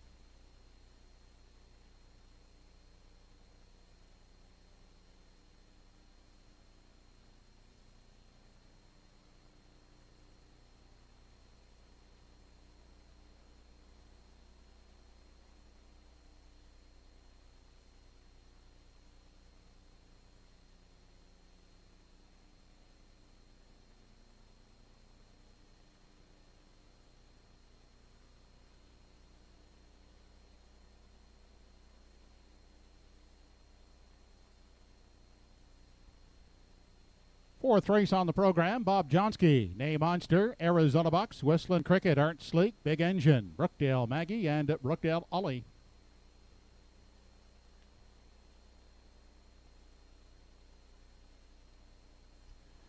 They're off and pacing, firing off the engine is Big Engine. On the outside, looking for the early lead. On the inside, Arizona Bucks has the lead as they head on by the opening 8th. Big Engine looming on the outside is now moving on and will take over the lead. And a Big Engine will be tough to catch from here now as he grabs the lead onto the opening quarter. They head, leading it by 2 lengths now. That's Big Engine. In the pocket is Arizona Bucks down to the inside.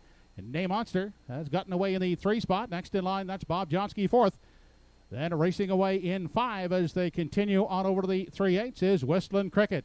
Back in 6th, that's Art Sleek. The 7th away was Brookdale Maggie and Brookdale Ollie. 8th and trailing opening quarter, 28 and 2/5 seconds. They make their way off the top turn as they race on through the stretch, and near the half, it is Big Engine dictating the terms.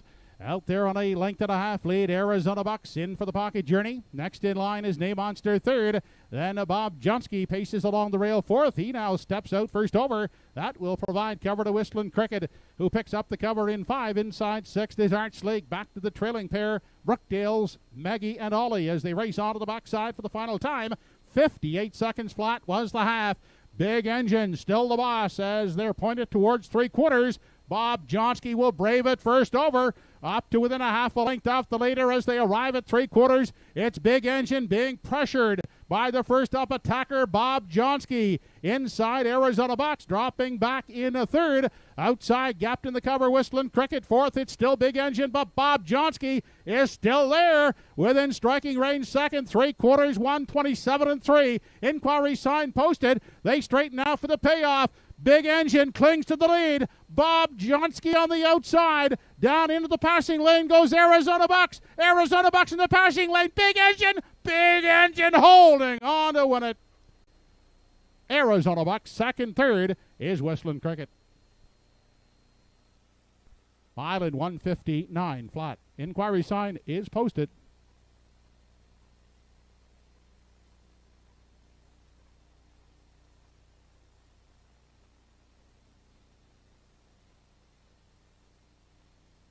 And what a game effort here in race number 4 by number 6, Big Engine. Got to the lead early for Evan Wilson, and what a game effort right off the front, and winning his second from 5 starts this season. And went right to the front, cut out his own fractions, did all the work on the front end, and Big Engine holds on to win. Arizona Bucks flying up the inside. And right there as well, Job Bonsky coming up late on the outside, but Big Engine delivering here in race number 4 to capture the 4th. And again, as Joe Kelly mentioned, the inquiry sign is up here in race number 4.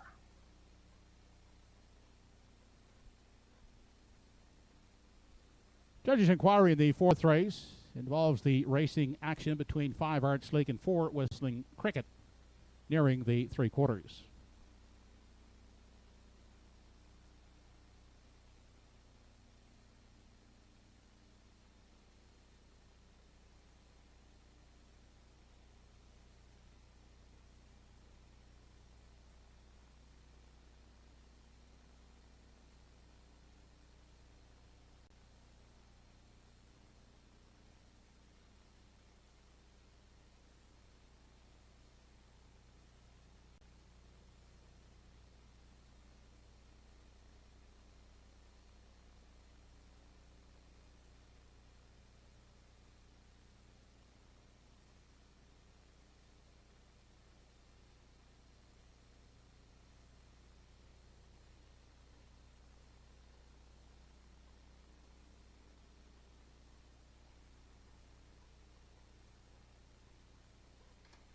So number 6, Big Engine. Evan Wilson enjoying every moment of this victory in race number 4. Hey, it's another 6.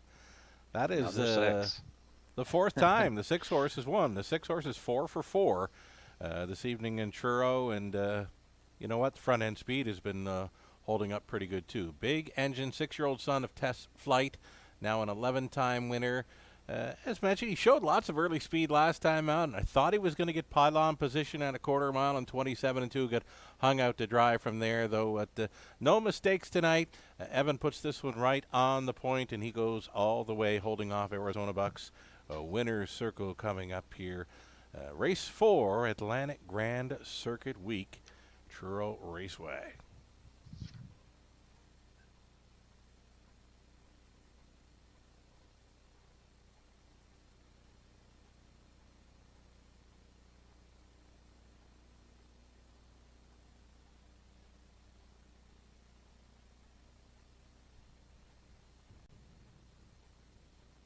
Now entering victory lane is the 4th race winner, number 6, Big Engine. He's a 6-year-old Brown Gellett son of Test Flight.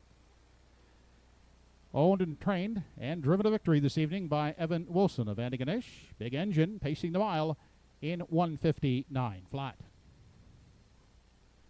The 4th race in memory of the late Bud and Lauren Whidden. Bud Whidden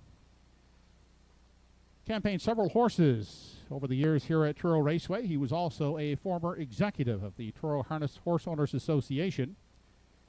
His son, Lauren, was an avid harness racing fan who seldom missed a live card of racing here at Truro Raceway.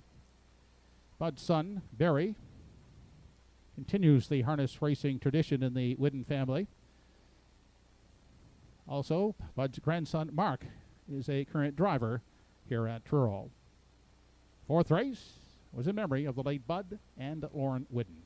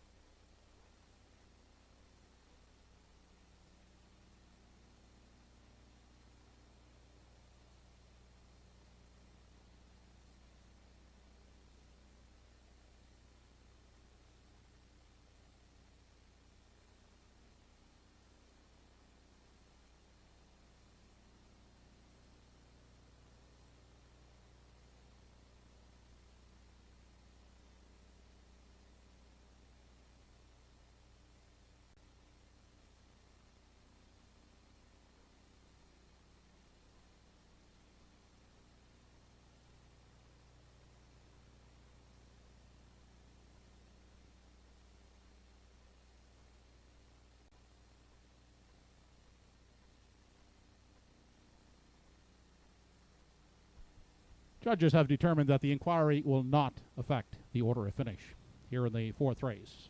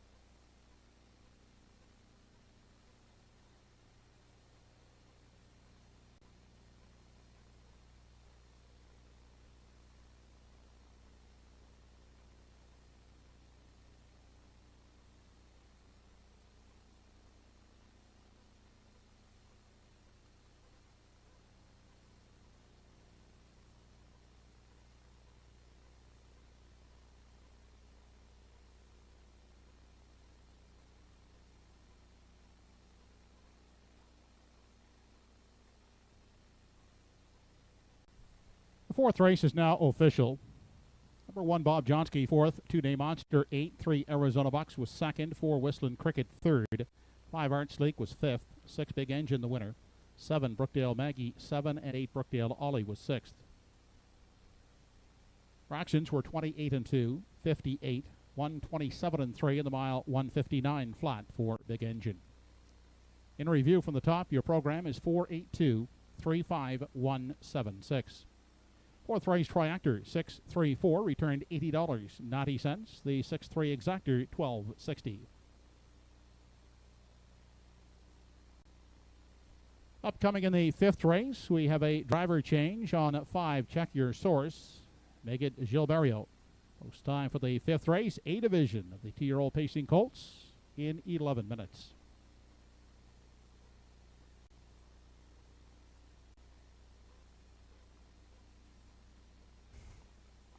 Here we are 11 minutes away from race number 5, Truro Raceway. It's program number 2 of Atlantic Grand Circuit Week. It's been a busy week, busiest week of the season at Truro Raceway. Along with us for the ride, Scott Waddell. He's in the broadcast studios for Universal Media in Moncton, New Brunswick tonight. How about the 6-horse, hey? In any race? Wow, 4 for 4. You don't see that very often, Shannon. No. Outside post at Truro, always tough. Always been tough. So the 6 horses, the 6 horse has been getting it done in each and every race. Going to be tougher for the 6 horse in here. I'm going to chase after the 4, Fernhill Gusto. This is a really nice colt son of a Stonebridge Terrier. We're going to get our first look at the 2-year-old A Pacing Colts. Going to battle for $9,660. But you know what? The couple of more huge races later on. 3-year-old Pacing Fillies racing for $25,000 a piece. Incredible. Unbelievable. The money here tonight, over $75,000 in purse money tonight. And like you say, the Stanfield Memorial going for over $25,000 a heat. Mm-hmm. Right on. And if you're tuned in, you can play the horses here at Truro Raceway through HPIBet.com. Shout out to our friends tuned in and playing from Brewster's Bar and Grill. Live racing continues tomorrow evening, 4 p.m. Atlantic. That is 3 p.m. Eastern. You can get a free program on HPIBet.com. get to studying. It's a longer card, so we're going to be with them a little bit longer tomorrow evening. I believe it's 11 races, Scott. It is 11 card, and what about the big matchup tomorrow night? We've got the hometown hero with Woodmere Steel Deal in tomorrow night, and of course he got beat in his first outing, but he should be tough tomorrow night. Sugar from Post 2 with top billing. You know what? The pandemic kept me away from the Maritimes last summer, and if there was one horse I wanted to see this summer, it was Woodmere Steel Deal in person. I got to see him at the Summerside last week. I might not have been his best good luck charm, right? Because he suffered his first loss, but you know what? Take nothing away from him. He was right there with Dusty Lane Goliath. How many horses go 26-4 over Summerside through the third quarter? That's what Dusty Lane Goliath had to do to get by Woodmere Steel Deal. And Steel Deal, he wasn't done. He was coming back to Goliath at the finish line. It's going to be another great matchup. The Rotten Ronnie, he's going to be right there in the fold as well tomorrow evening. The Glamour Boys on track as part of the loaded 11-race program, final card of Atlantic Grand Circuit Week.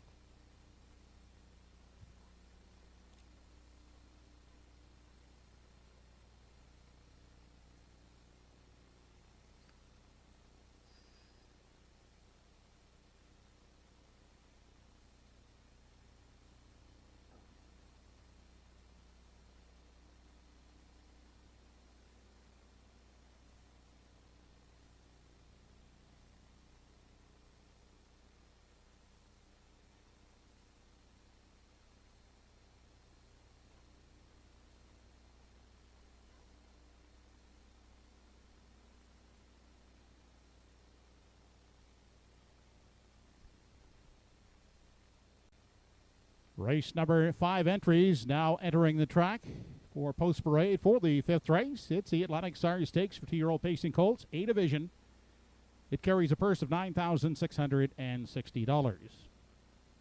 From Post 1 is What's Up Doc, owned by John McClellan. Redmond Doucette drives.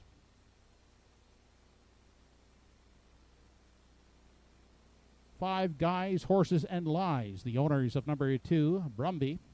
Dave Dowling driving.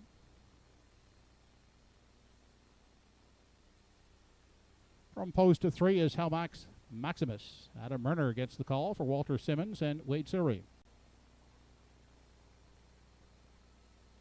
Number 4 is Fernhill Gusto. Mark Campbell drives for Greyland Farm.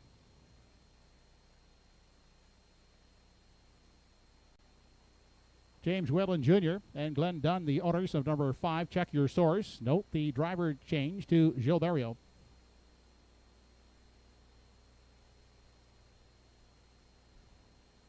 All the way to Cardigan is the 6th entry. Miles Heffernan driving. Owner is Jackie Heffernan.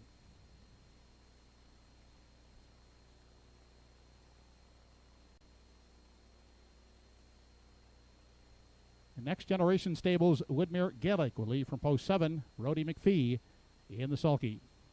The colts go behind the gate in less than 5 minutes.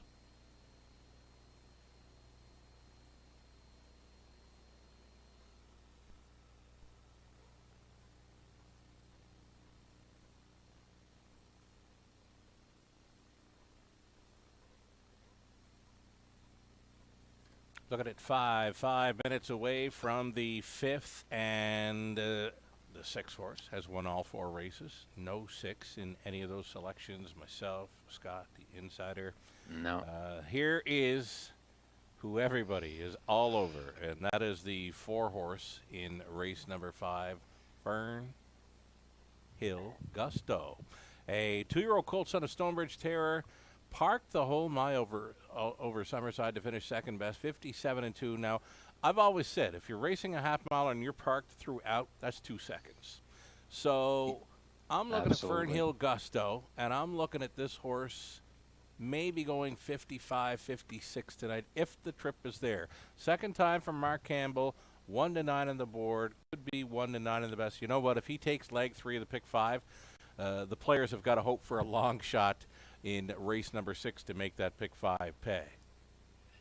Yeah, he's going to be tough for sure from post position number 4, and we'll see another nice colt coming up later, Fern Hill General.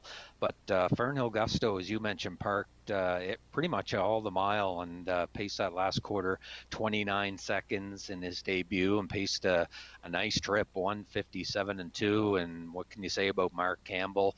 And from post position number 4, and like you say, the betters all over this guy at 1-9. Fern Hill Gusto for the Greyland Farms, and trainer driver Mark Campbell at 1-9.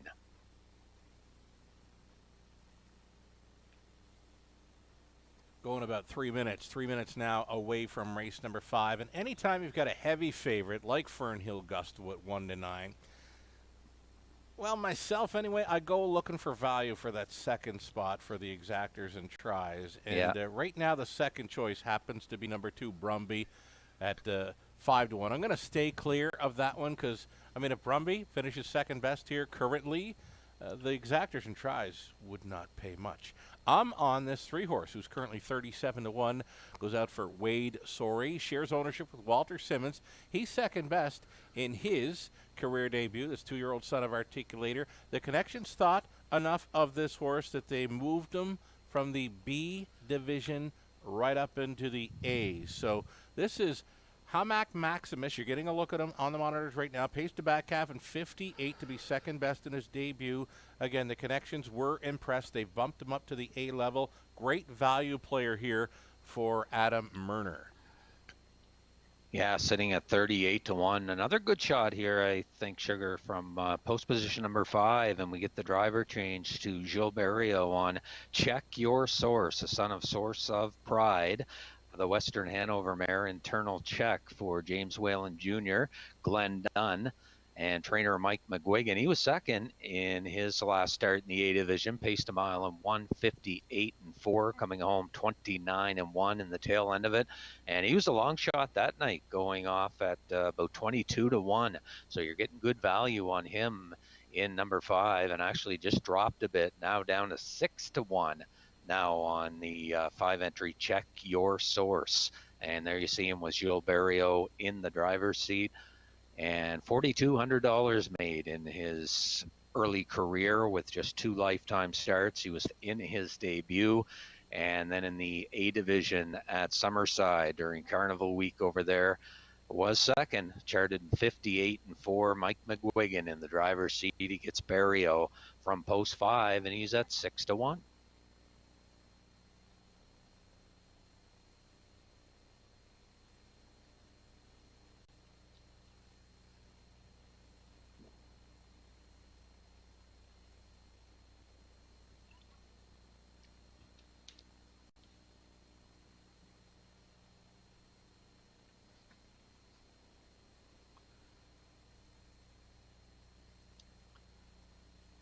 And I think, Shannon, besides the 4 and 5, we, as a team, we're kind of looking at, you want to stay away from the 2 a little bit, Brumby, but I kind of like him from post position number 2, second-time starter, and he finished third in his debut, paced a mile in 159 in an A division.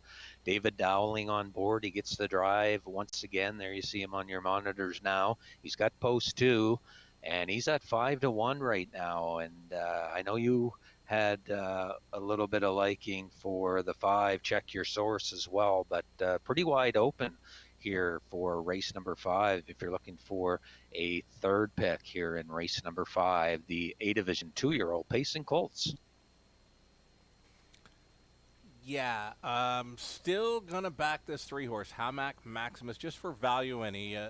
The 2 and 5 are taking the second choice action right now, and again, in my mind, the exactor tries, they won't pay. If you got a 1-9 on top and you got a next favorite finishing second or third, the tickets just don't pay. So me, I'm a betting man, right? And I like to chase a bit of value now and then. So I gotta find value in behind that heavy favorite. I'm gonna stay on Hamac Maximus for the second spot. Final call for wagering here. The 5th is next. Our first look at the A pacing 2-year-old colts Atlantic Sire Stakes, just shy of $10,000 they'll chase after. Better hurry. Window is closing in less than 1 minute.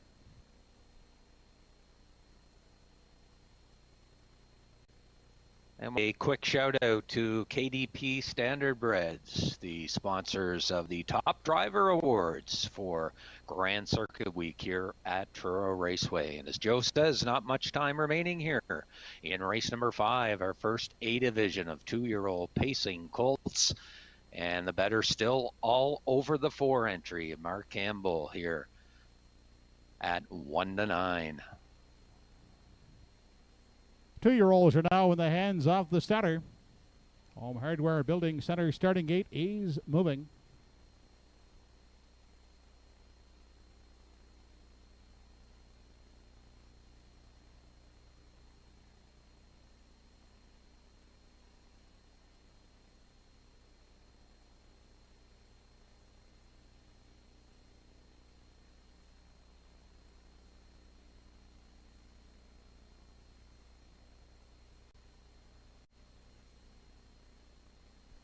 Race number 5, $9,660 A division of the Atlantic Sire Stakes for 2-year-old pacing colts has What's Up Doc, Brumby, Almac Maximus, Fernhill Gusto. Check your source all the way to Cardigan and Woodmere Gaelic.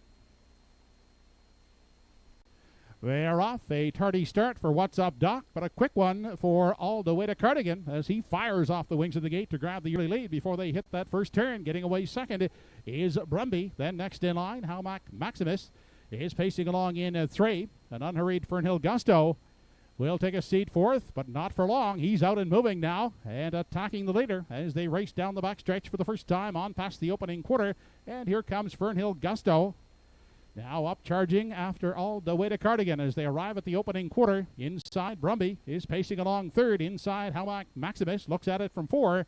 Then back pacing in 5 is Check Your Source. Followed 6th by What's Up Doc. And at the back is Woodmere Gaelic. 30 and 1/5 second was the opening quarter. They race off the top turn all the way to Cardigan. Is the leader as they round the top turn and race on through the stretch, nearing the half, all the way to Cardigan.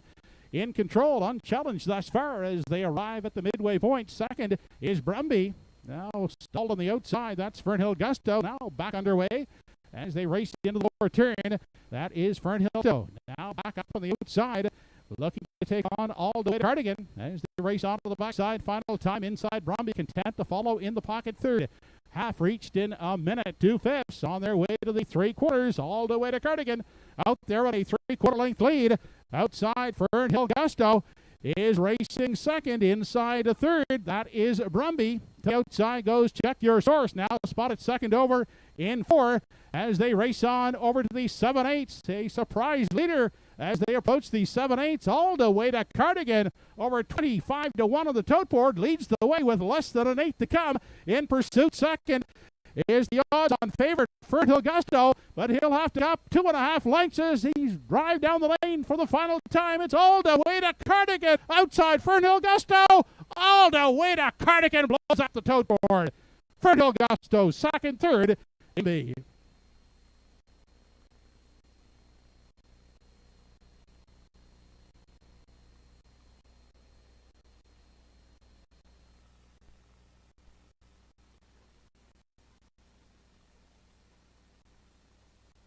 Mile at 1:59 and 1/5.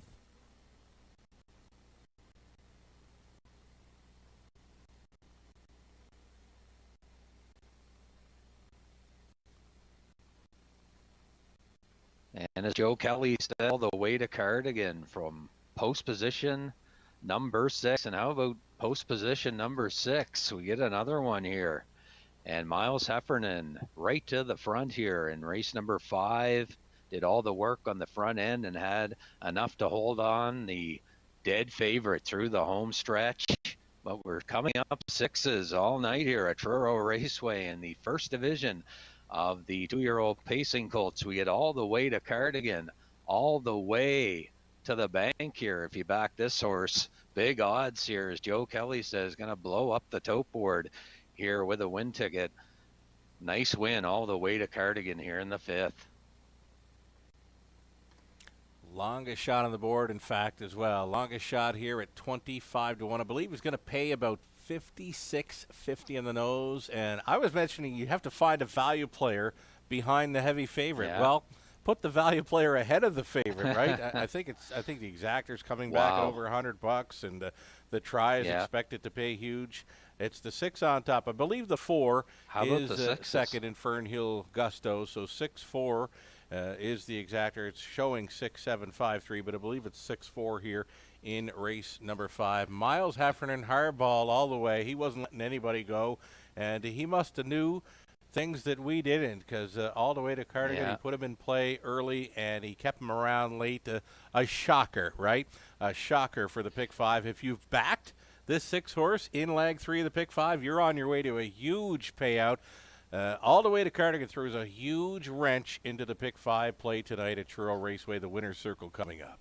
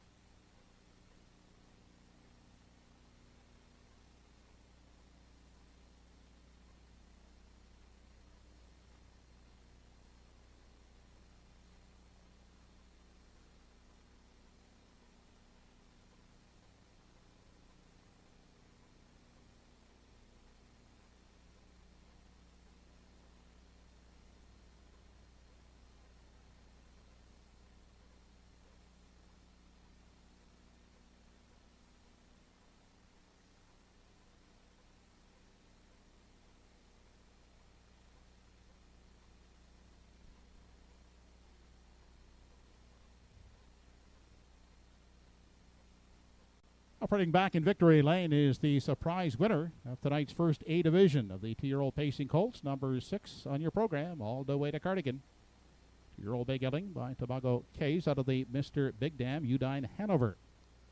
It was bred by Berkey by the Bay Stables of Brackley, Prince Edward Island, owned by Jackie Heffernan of Glace Bay. Miles Heffernan Jr., the trainer, Miles Heffernan Sr., the winning driver, all the way to Cardigan, all the way to victory lane in 1:59 and 1/5. Monty McCacken, on behalf of the Atlantic Standardbred Breeders, is in victory lane, offering his congratulations on behalf of the Atlantic Standardbred Breeders.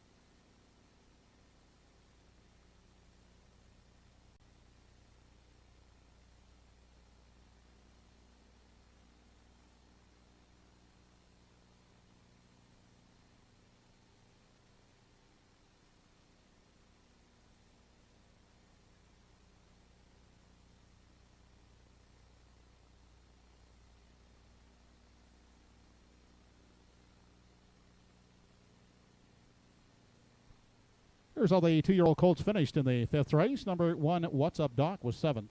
2, Brumby finished 3rd. 3, Howback Maximus was 6th, suffering a flat tire near the 3/4. The 2, Fernhill Gusto or the 4 Fernhill Gusto was second, 5 Check Your Source fourth, 6 All the Way to Cardigan the winner, and 7 Woodmere Gaelic fifth. Top down 7-3-6, 2-4-1-5. 30-1 was the quarter, the half a minute 2/5, 3 quarters in 1:30-1, mile 1:59 and 1/5. The 6-4-2 try in the fifth race, $402.90. The 6-4 exactor, $105.40.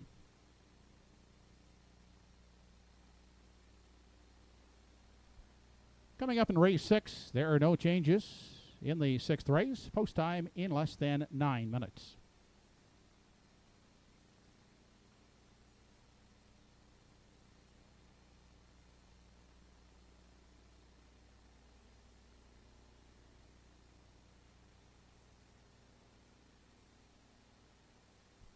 Just a program note in the upcoming 6th race. Some track programs may be missing the July 14th Inverness line on number 3 Bonnie's Mac. On the 14th at Inverness, Bonnie's Mac from post 4 was a gate-to-wire winner by 7 3/4 lengths, pacing the mile in 1:59 and 1/5 for Redmond Doucette.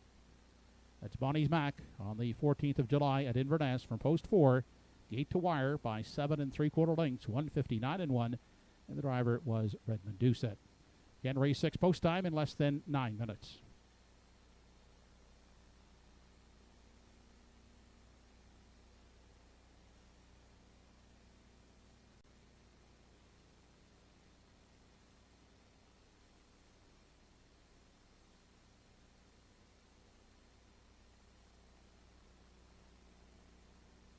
And don't forget, the time is running out to get in on the Atlantic Dream Stable 2021, sponsored by Phillips Agri Services, proud dealers of Suregain, and Brooks Performance Horse Feeds. And the winning stable receives over $2,000 in cash prizes and additional runner-up prizes donated by Red Shores. All you have to do is visit www.atlanticdreamstable.weebly.com, and the entries close this weekend on the 18th, and all you have to do is pick your stable, pick a couple from each division of the Sire Stakes program, and you can win. It's easy as that, but you got to get your entries in. They are closing J 8th, the closing deadline. And again, sponsored by Phillips Agri Services, proud dealers of Suregain and Brooks Performance Horse Feeds, the Atlantic Dream Stable 2021. Don't be left out.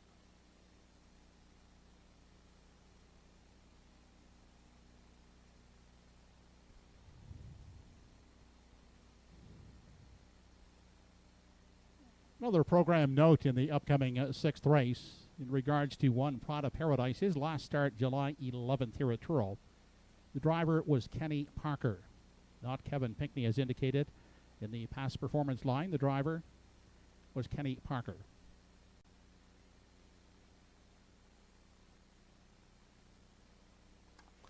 Going 7 minutes now, 7 minutes away from race number 6. Clarence Farm Services. Special thanks to Clarence Farm Services and Equip Arena for all your equine feeds and needs.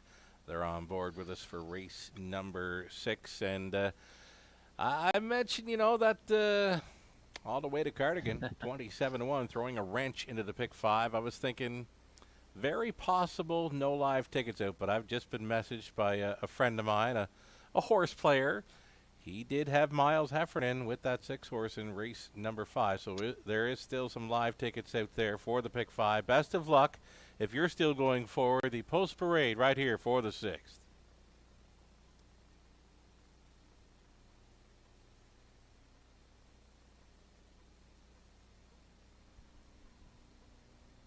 Horses are on the track and on parade for race number 6 on the evening. From post 1 is Pride of Paradise, owned and driven by Robbie Smallwood. Co-owner is Cyril Harvey.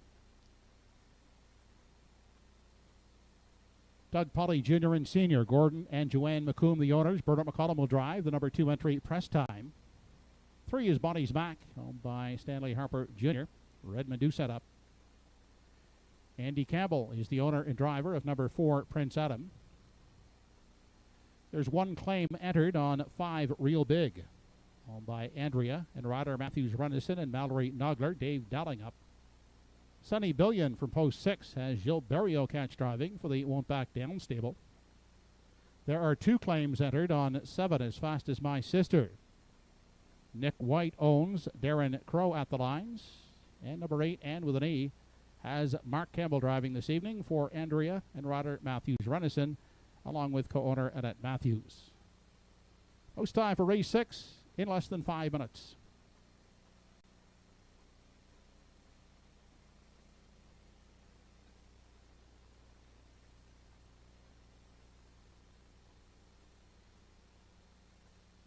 Less than 5 minutes then on race 6, getting set to bring up a few top selections here, and I believe we're going to get a look at a 3 or 5. There's the 3. That is Bonnie's Mac, another 13-year-old Inverness Invader for Red Doucette. He got one home earlier with Cliff Drummond.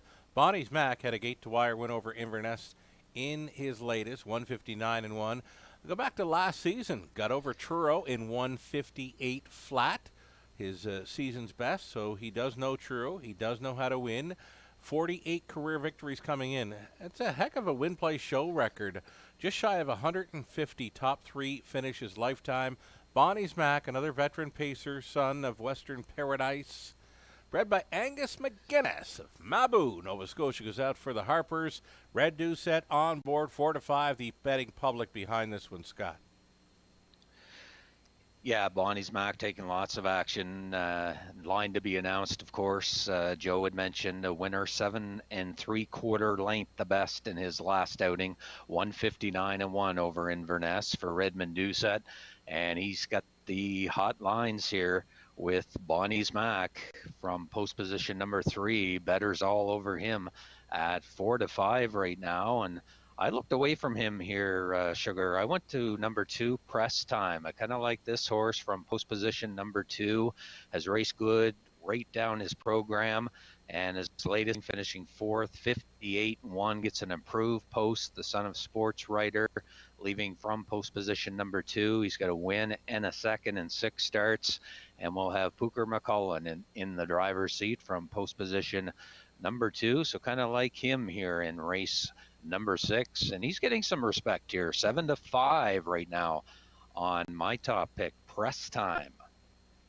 Yeah, I backed this horse last time out, I believe, Scott. You know what? Pooker gave him an excellent steer, 2 back. Yeah, Pooker gave him an excellent steer, 2 back to finish second in 57-1. 4th best last time out. Just too much work to do in the late going. Here's another one that could, you know what, hit the ticket, could be in the winner's circle. Real Big was huge last time out. Finished up with broken equipment, but he went all the way with Todd Trites on board. He sent him, and he sent him hard, down to the half in 56-3. Basically bottomed out the field. So likely another aggressive steer here tonight after stepping up last time. Expect Dave Dowling to be sending Real Big, a 10-year-old son of Mr. Big, a 26-time winner, and he did love that front-end mission last time out. Did he take too much out of him? We'll find out in a couple of minutes, right? Well, somebody wants him here tonight, Sugar. There's a claim in on Real Big, and I've had the pleasure of watching this horse, actually. He's raced a lot in New Brunswick. Harold DeFazio owned him in St. John, and Todd Trites has driven him before, and he drove him last start, and he was big. Right down the highway, winning 157. Cut some wicked fractions down the half, 56-3.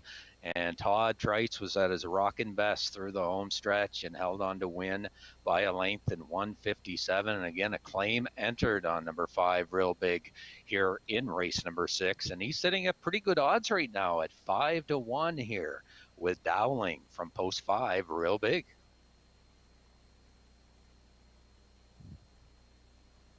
One minute left for wagers here on race number 6.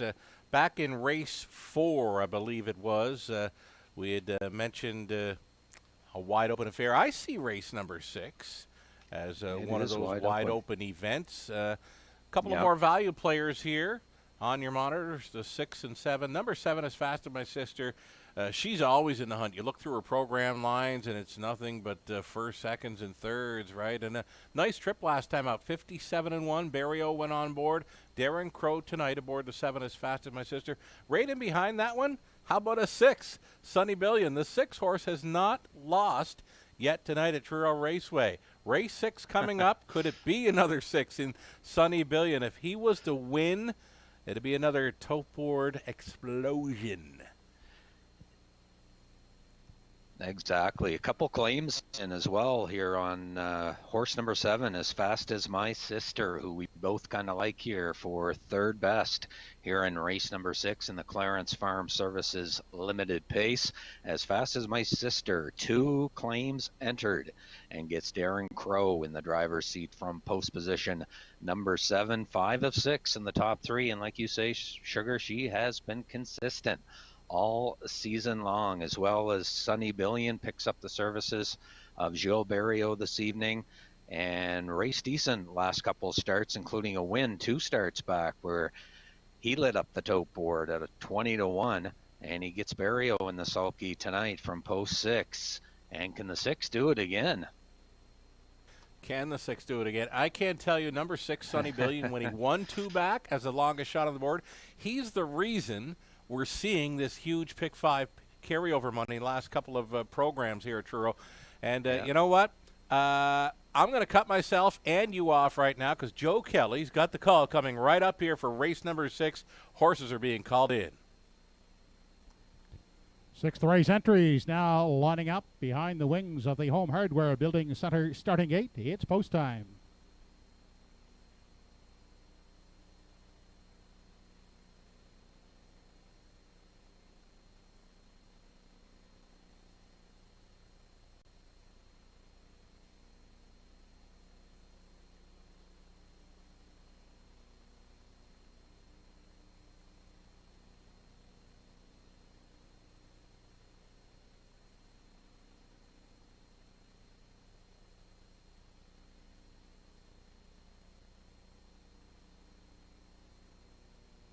Race number 6 has Pride of Paradise, Press Time, Bonnie's Mac, Prince Adam, Real Big, Sunny Billion, As Fast as My Sister, and Anne with an E.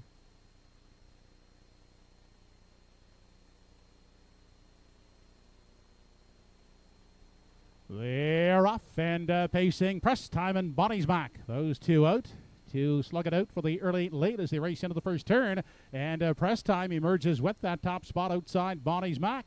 Will press on the inside. Pride of Paradise neatly gets away in the pocket. Outside, left on the limb is Real Big. Trying to squeeze in 4th. Inside and racing in 5 is Prince Adam. Back in 6 for As Fast as My Sister.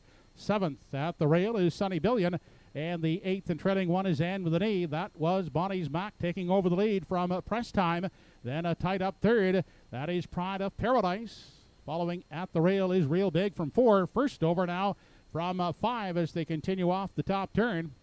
And race into the stretch is Prince Adam, but out front it's Bonnie's Mac showing the way off the top turn and on to the halfway point. Getting the pocket journey will be Press Time 2nd. Inside, staying at the rail is Pride of Paradise 3rd. Moving up first over, that is Prince Adam in 4.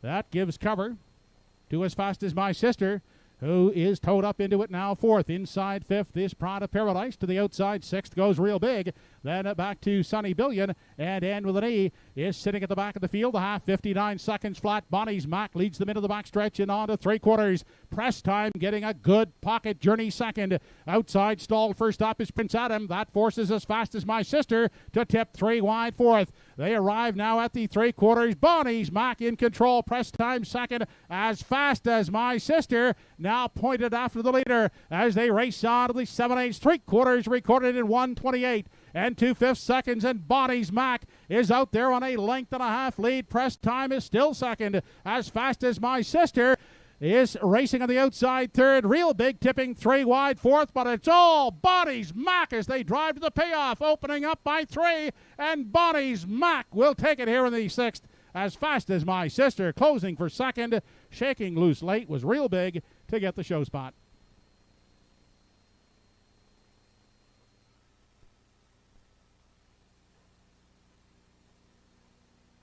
Mile in 1:58 flat.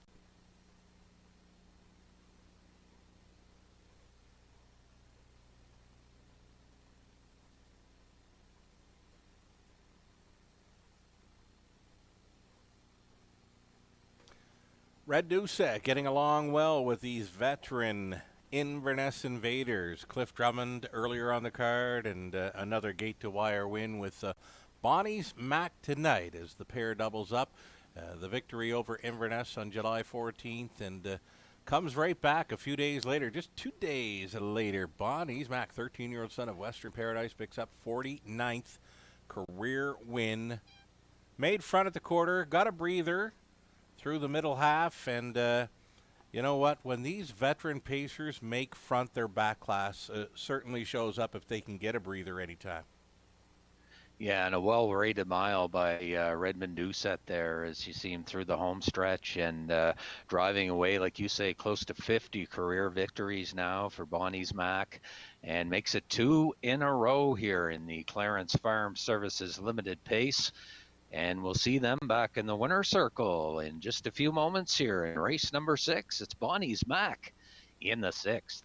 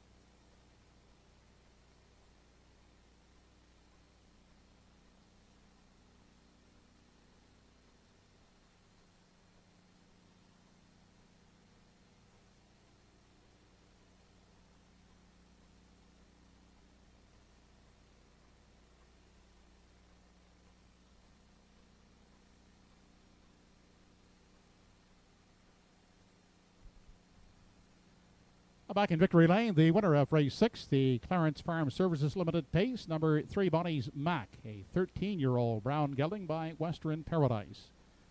Owned and trained by Wendell Harper of Inverness. Redmond Doucette picking up a driving double on this evening's program. Bonnie's Mac facing the mile in 1:58 flat.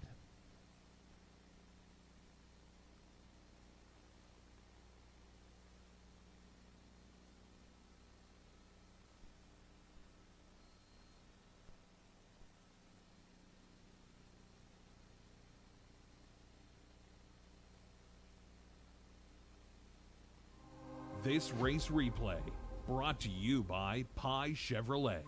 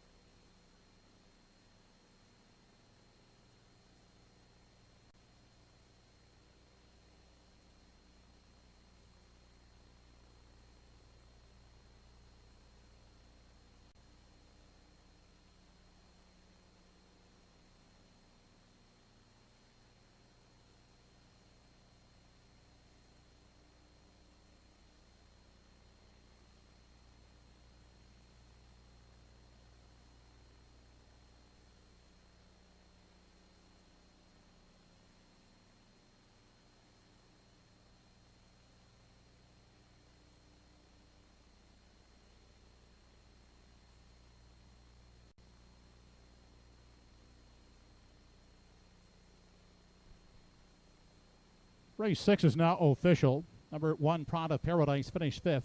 2, Press Time was 4th. 3, Bonnie's Mac, the winner. 4, Prince Adam, 6. Number 5, Real Big, finished 3rd and was claimed by Lily Watson of Inverness. 6, Sunny Billion, finished 8th. 7, As Fast as My Sister, finished 2nd. And the winning claimants, Dr. Carl Buchanan of Dartmouth and Edgar Jacobs of Sydney. 8, and with an E, 7th. Fractions 28 and 1, 59, 128 and 2, and the mile for Bonnie's Mac, 158 flat. Top down, your card should read 541 63827. 375 try in race 6, 111.30. The 37 exactor returned 24.60. Again, 2 claims in race 6. The 5 Real Big, taken by Lily Watson of Inverness, and 7 As Fast as My Sister was claimed by Dr. Carl Buchanan of Dartmouth and Edgar Jacobs of Sydney. Coming up in race 7, it's the $25,250 first division of the Frank and Beth Stanfield Memorial for 3-year-old pacing fillies. No program changes. Post time in less than 10 minutes.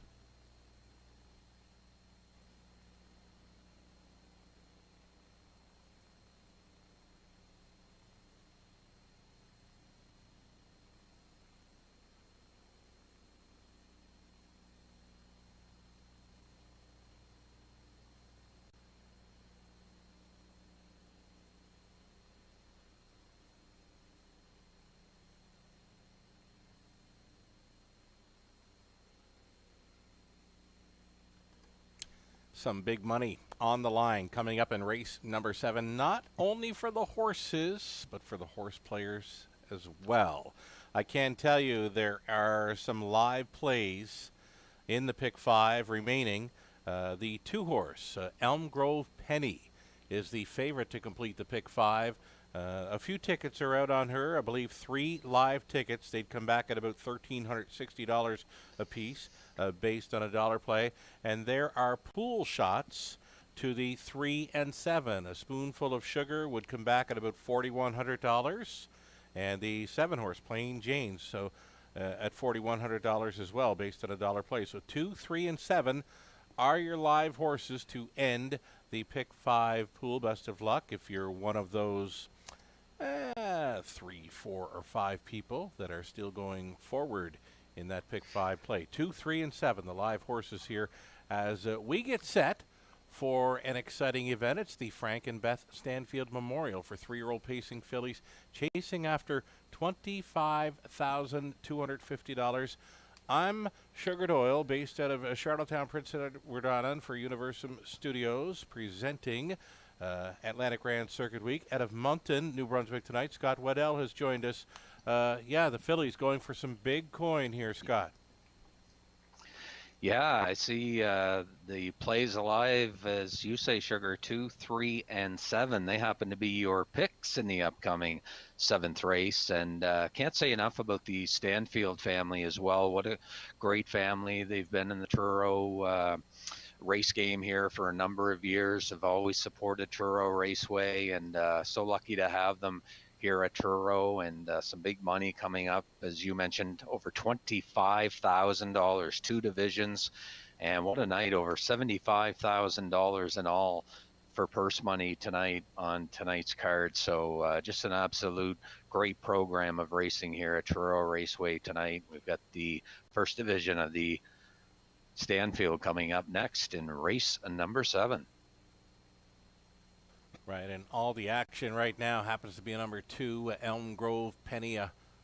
Well, she was a winner last time out, 56-4 over Summerside in A Stakes action. Gilles Verriot was on board. He stays on for Danny Romo in Banks of Bible Hill, Nova Scotia, the owner. This one bred in Elmsdale by the Gordon family. Stonebridge Terror, 3-year-old daughter out of Emberley by Estrellas. Elm Grove Penny may try to wire them up. Front end speed's been pretty good on tonight's race card. Truro's always been kind of a speed track, it seems. They're coming out on a post parade. We're going to get a look at these 3-year-old pacing fillies for the Stanfield. Big money on the line. Take it away, Joe Kelly, post parade, race 7.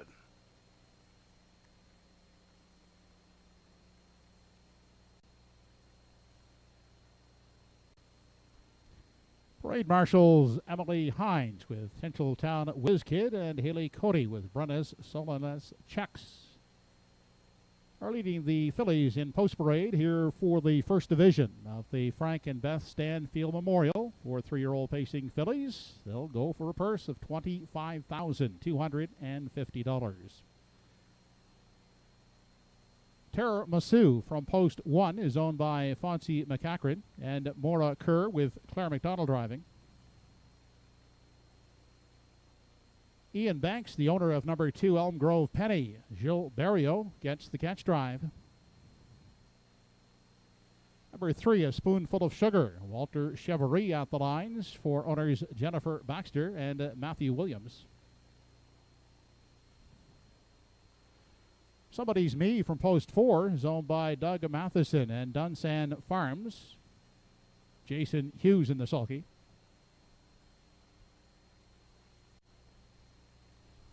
Havarti from post 5. Paul Angel driving for owner Chantel Gillis. From post 6 is Fear the Lady. Adam Murner aboard for owner Debbie Denny and Rick McNutt.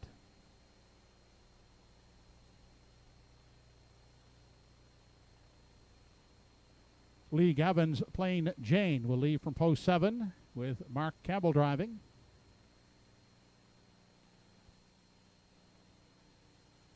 Redmond Doucette sits behind the 8 entry Elm Grove Penelope for Stephen Lewis and Henry Potswata.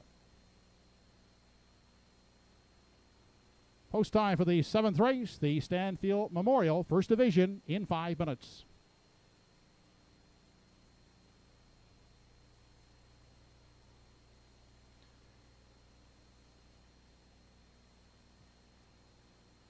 And a full field of 8 here for race number 7, our first division of the Frank and Beth Stanfield Memorial for 3-year-old pacing fillies.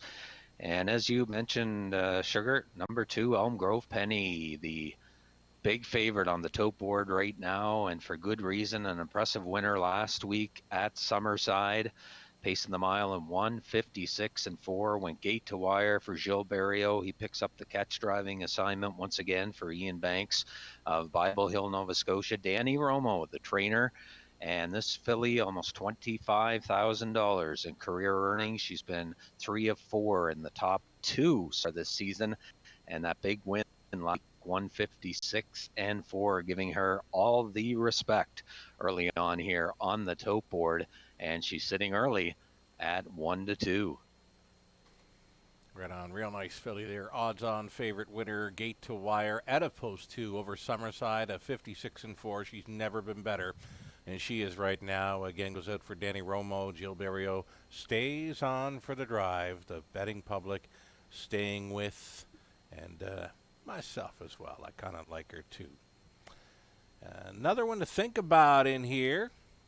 Could be 3, A Spoonful of Sugar. Yeah, she went 7 for 7, top 3 last season, and unexpectedly finished out of the top 3 last time out. She was in kind of tough and sitting off the pace. She'll try to bounce back tonight to hit the top 3. Again, we're talking about 3, A Spoonful of Sugar here. Trying to bounce back after missing the top 3 for the first time in her young career. Walter Chevrolet had a wonderful piece in the PEI papers. I believe it was The Guardian. And I was out at a campsite last night at Cavendish, and somebody was going to throw it in the fire to start up our campfire. I said, no. That's got a picture of Walter Chevrolet, and it's a story I want to read. So I browsed through it, and there's more to read there. I've got the paper in my car, and you know what? Walter's been at it for a long time. He's 62 years old right now, and he got around the horses when he was 15, went under Joe O'Brien, and Joe is he was a great fella to teach young up-and-coming horsemen. Walter Chevrolet, one of my favorites from over the years, decades. You know, I've followed Walter Chevrolet and his success throughout the Maritime. So he's got a great shot with A Spoonful of Sugar.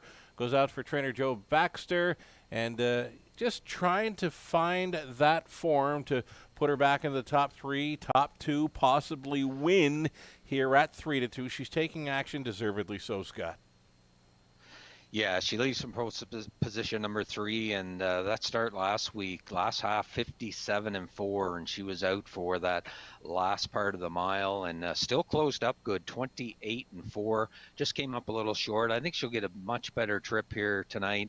Post position number 3, and she's getting the respect as well, 3-2 on the tote board. And we kind of differ here for third selections here in the 7th race. I went to the 4, Somebody's Me, and Nick Oakes having a great season so far. And he's sitting at 308 for a training average. This is a nice little filly here by Hilarious Halo out of the Big Towner mare, Far Line Hanover, owned by Doug Matheson, and the Dunsand Farms of Warren Grove. And Jason Hughes in the driver's seat. She's been consistent, 7 of 8 in the top 3, and a lifetime best taken this year, 158-1. There you see her on your monitors, and she's going to be tough. And I know you like the 7 a little bit. Plain Jane here, possibly to round out the try here, Sugar, from post 7. Yeah, we talked about it earlier. That outside post in Truro, it's tough. Well, it hasn't been too tough for the 6 horse, but out a little further here was number 7, Plain Jane. She's a 3-year-old daughter of Shadow Play. No Lasix this evening. She tried a Lasix there last time out, made a break at the start, took every chance away. From the powerful Mark Campbell barn, goes out for owner-breeder Lee Gavitt of Tignish, Prince Edward Autumn. Plain Jane gets an outside chance here at 6-1, but you're right with that 4 horse going out for Nick Oakes, always in the hunt, very consistent. Somebody's Me, and anything at all pretty for good third odds right now. Yeah, 23-1 right now on Somebody's Me. Yeah, might as well try for the value. If you're playing the 2 and 3 in the first and second spot, you might as well try for that long shot. Somebody's Me offers that up. Even the rail horse, she tried the B stake there last time out over Summerside, but there was some improvement. She came home at 28 seconds flat. Goes out for Claire McDonald. This is Claire's home base. All the guys from the island are coming into her house here. So Claire, with that rail advantage, she's been known to leave a few of them out there, and she'll be wanting to sit up close, I'm sure, going for the big money. Tiramisu, 29-1. One to think about. Goes out for Fonzie McCackern and Maura Kerr, longtime supporters of the game. It'd be nice to see them get a big piece of the pie. Yeah, definitely. She's got post 1 here. Like you say, she had the 8-hole in her last outing. And again, a big thank you to the Stanfield family for supporting racing here at Truro Raceway in this great stake race as we get set to go here. And still the favorite, Elm Grove Penny, sitting at 3-5 for Barrio as we get closer to post time here in race number 7.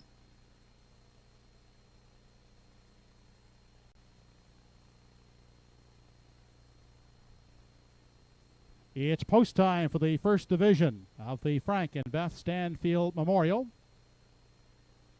The starter calls in the fillies behind the home hardware, building center starting gate.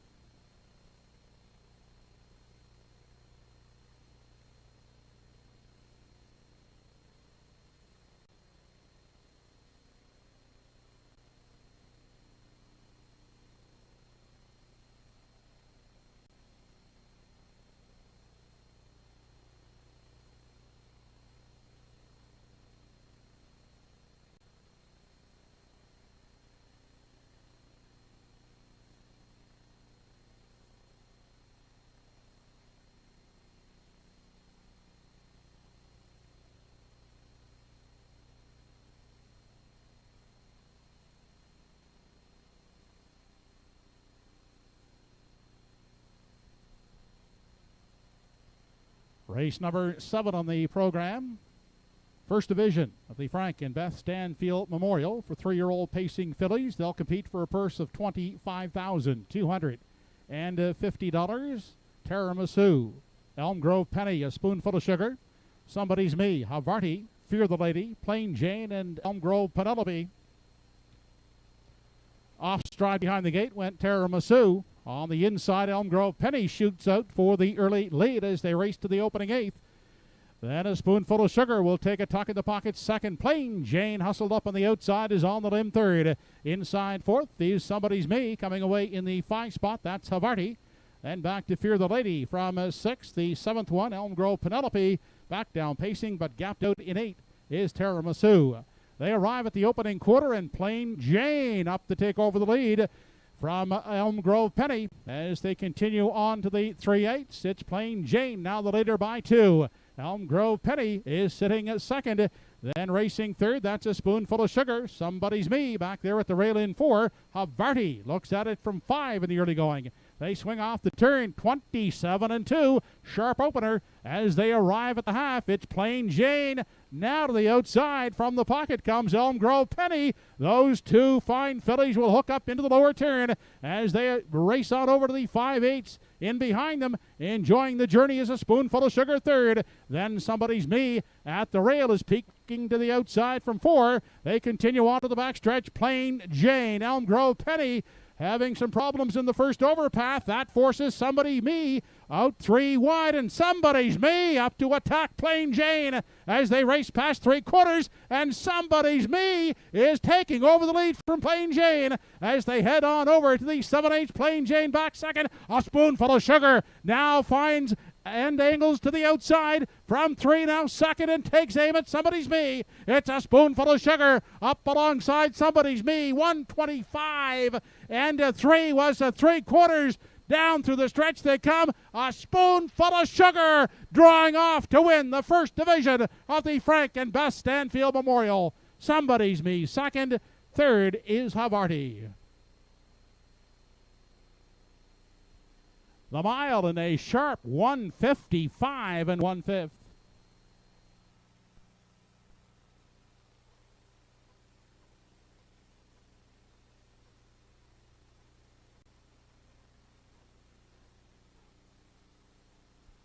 Hold on to all tickets here in the 7th race. Inquiry underway.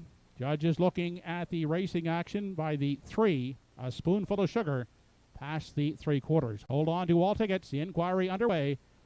It involves the winner, 3, a Spoonful of Sugar. Well, race 7 just got a little more interesting with that judges' inquiry involving the unofficial winner, number 3, a Spoonful of Sugar. If she stays up, she's just paced to a lifetime best of 155 1. We mentioned Walter Chevrier has done great things for decades here in the Maritimes. Nice smile. And, yeah, very nice. And what a way to bounce back. We mentioned the first time she was off the board last time out. We were hoping she'd bounce back. She did tonight. She just has to overcome the judges' inquiry here to get the biggest piece of that $25,000 pie. It's a 3, 4, 5, 6 unofficial. Gilles Berriot sitting in the pocket at the half. He decided to roll the dice. The half was up and 55 4, off a quarter, 27 2. So there was some big time speed throughout.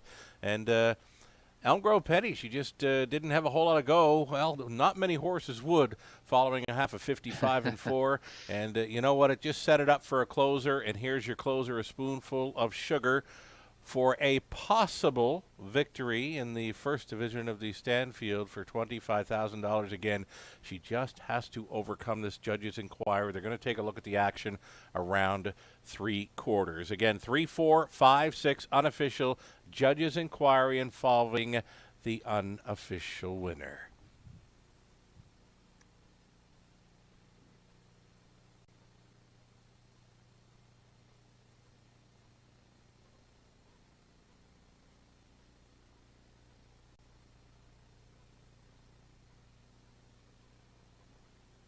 I mentioned too, Scott, there was some big money up for grabs for both the horses and the horse players.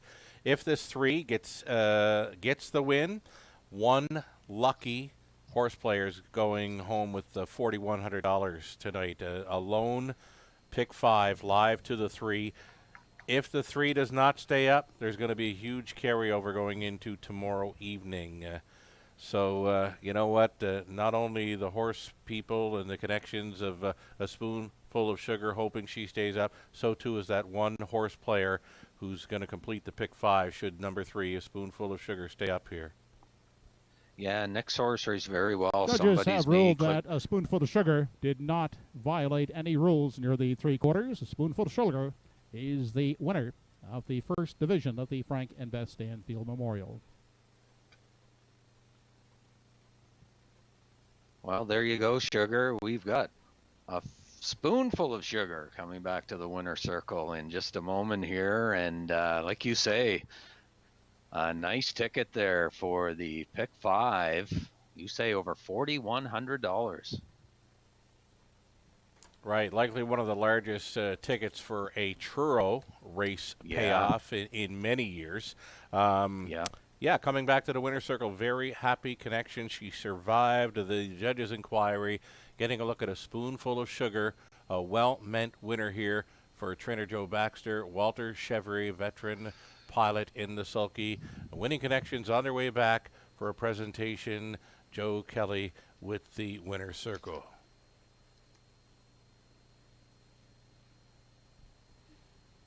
Operating back in victory lane is the winning filly of the first division of the Frank and Beth Stanfield Memorial. Number 3 in your card, A Spoonful of Sugar. A daughter by Roll With It Harry out of the Village Connection Dam Sugar Booger. Was bred by Gregory McKenzie. Now owned by Jennifer Baxter, Matt Williams, and Cam McPhee. Trained by Joe Baxter, Walter Chevry. The winning driver, A Spoonful of Sugar, picking up a new lifetime mark of 155 1/5. Trackside is Mr. Tom Stanfield, making the plaque and cooler presentation to the winning connections of A Spoonful of Sugar, and driver Walter Chevry winning the first division in 155 1/5. Of course, the Stanfield name is synonymous with success in the business community of Nova Scotia. They were famous and still are for their quality of their textile products. The Truro-based company has exported goods throughout the world. A lesser-known fact is that the late Frank and Beth Stanfield shared a passion for harness racing. They were involved in the sport for many years, owning close to 100 horses. They had a personal interest in the development of Truro Raceway. To Frank and Beth Stanfield, racing was not a business, but a sport that they both loved. The family owned the Longworth stables until Mrs. Stanfield's death in 1988. The Stanfields were biased in their selection of horses, favoring maritime breeding with special preference in their hearts for fillies and mares. Therefore, it is only fitting that each year the best 3-year-old fillies in the Maritimes battle one another in this prestigious event.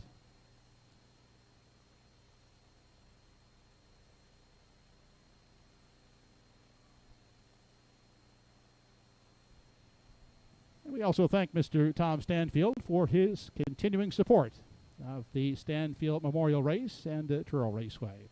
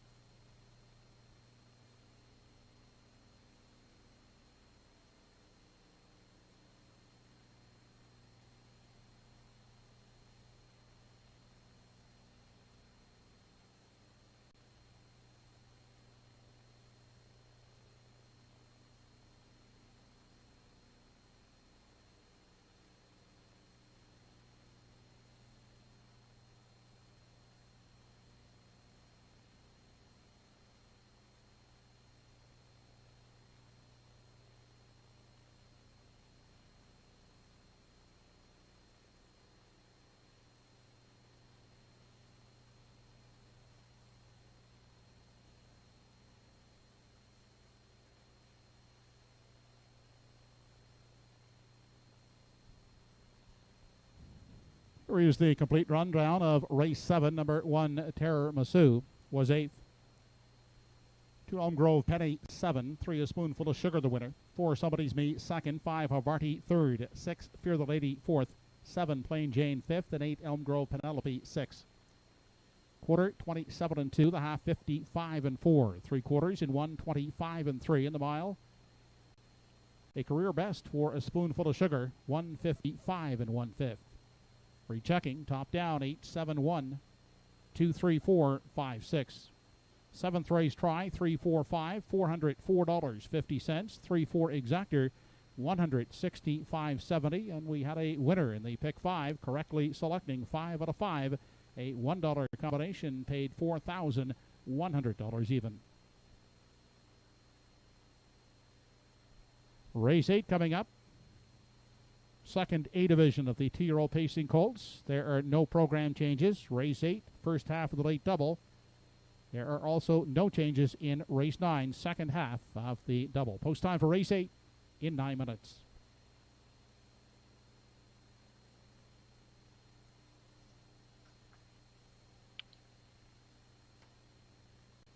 And don't forget, we're back at it tomorrow here at Truro Raceway with post time at 4 p.m. Please note the post time 4 p.m. for tomorrow's card.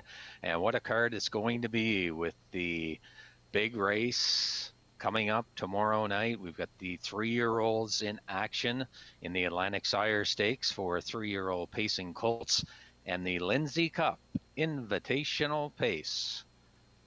And that's going to be a doozy with a field of 6. Woodmere, Ideal Art, Battle, Batter Up Hanover, Little Manny, Time to Dance, I'm a Looker Too, and Windblown. So please note the post time, 4 p.m. start tomorrow at Truro Raceway.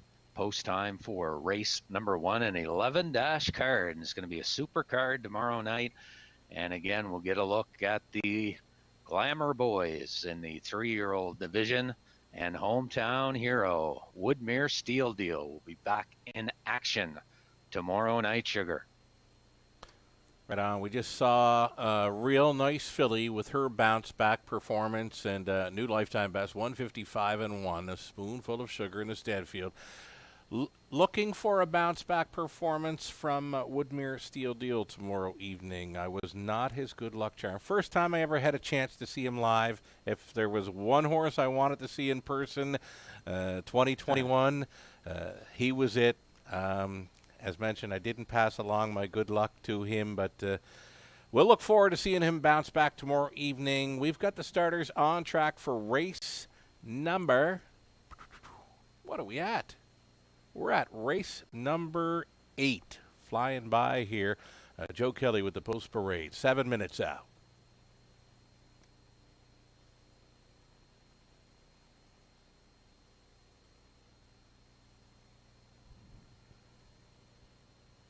Eighth race field is now on parade. It's the Atlantic Sire Stakes second A division for 2-year-old Pacing Colts.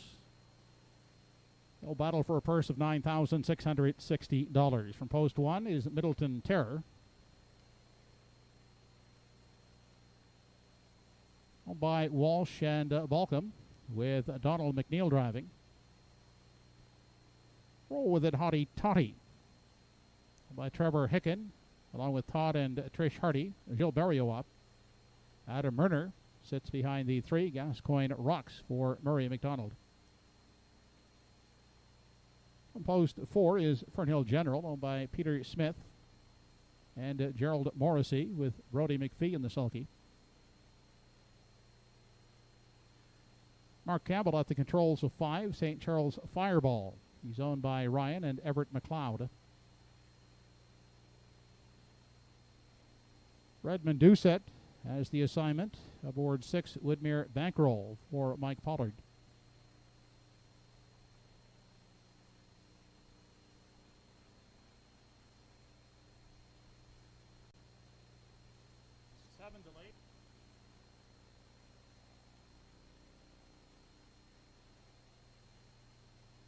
The 7 entry, J.J. Xavier.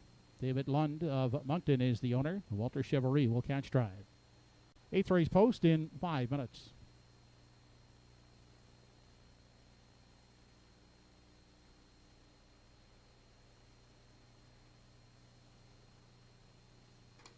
5 minutes away from race number 8. Another division of the A rookie pacing colts for $9,660 and fine looking group Got a good here one. indeed.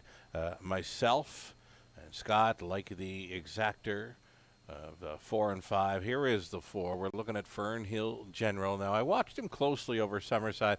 Shows him making front. Now what Brody did, leaving the gate, he just floated him on out of there, waited for the dust to settle, and then he took control right at the quarter mile. From there, it was just lights out for this big son of Malicious from the Arts Place mare Noble Ellen. Brian McLeod of Truro, Nova Scotia, the breeder, owned by Peter Smith, Gerald Morsey, Earl Smith, the trainer. Brody McPhee stays on to drive, and he was just a much the best easy winner last time out. Odds on right now, 6-5 second choice. Donnie McNeil's colt taking the early action from the rail spot. I just don't see them beating this Fernhill General. As mentioned, Brody was so confident that he just floated on out of there. As mentioned, waited for things to settle down, and he just, when he made front, it was over. Yeah, he looked tremendous the other night, mile and 56 and 4, and what a partnership we've got going here with Earl Smith and Brody McPhee driving a lot of his stock this year, and this one's a nice one, 156 and 4, a maiden record in the A stake last week. And as you mentioned, bettors all over number 1, Middletown Terror. Watch this guy lately at Summerside, Sugar, and he's a nice colt. Undefeated so far in his career. He took on the B in his last outing, mile and 2 minutes. He hasn't gone the speed of the others in here, but I'll tell you, this Donnie McNeil pacer for Walsh and Balcom Connections, he's a good one, and he's got post position number 1, and the bettors are all over him right now at 1-2. They are all over him. Donnie's had some success with some real nice horses over the years. Just, you know what? You get the likes of Gilles Barrio, Adam Murner, Brody McPhee, Mark Campbell with this 5, St. Charles Fireball. I like this 5 horse for a second. So do you. St. Charles Fireball, the 2-year-old colt out of Tobago Keys, parked first up for a long ways and a winner in 58 and 2. The qualifier was really good too, where he came home in 28 and 1. Mark Campbell, training and driving St. Charles Fireball. I love the chances for this one to be a top 2 threat. A win wouldn't even surprise me, but that 4, Fernhill General, I'm going to stay with on top. I'll use the 5 all day, St. Charles Fireball for the deuce. The 3-5 action on Middleton Terror. Nice colt, but surprisingly the favorite here. I know you like him for third, Scott. I've left him out of my top 3. Just, you know what? 2 minutes is a far cry from 56 and 4 and 58 speed even. So this one horse, Middleton Terror, takes the action, but I'm kind of looking elsewhere. Yeah, I'm a little surprised that he's this much action. He's got the rail, of course, but like you say, Fernhill General, just so impressive in his last outing, and Brody McPhee, just such a patient drive with him, just set him on the outside early, and he floated to the lead and walked away on them 56 and 4. But a lot of respect being given to Middletown Terror from the post position number 1, and like you say, 3-5. I like him for third, but I didn't think that he'd go off at these odds at 3-5. I think bettors, if they're playing this horse the way they are at 3-5, they're just looking at his summary. He is 2 for 2. He won both of his starts, gate to wire. He does get the rail advantage to work with tonight. That's the only thing. Well, those are the only things I can see why the horse players are backing this horse. Again, 2 minutes flat is his lifetime best in his latest. It's still a far cry from the 56 and 4 speed of Fernhill General, and there's a few of them in there showing 58 as well. Middleton Terror at 3-5. I gotta be looking elsewhere, and 6-5 is a pretty good price on Fernhill General.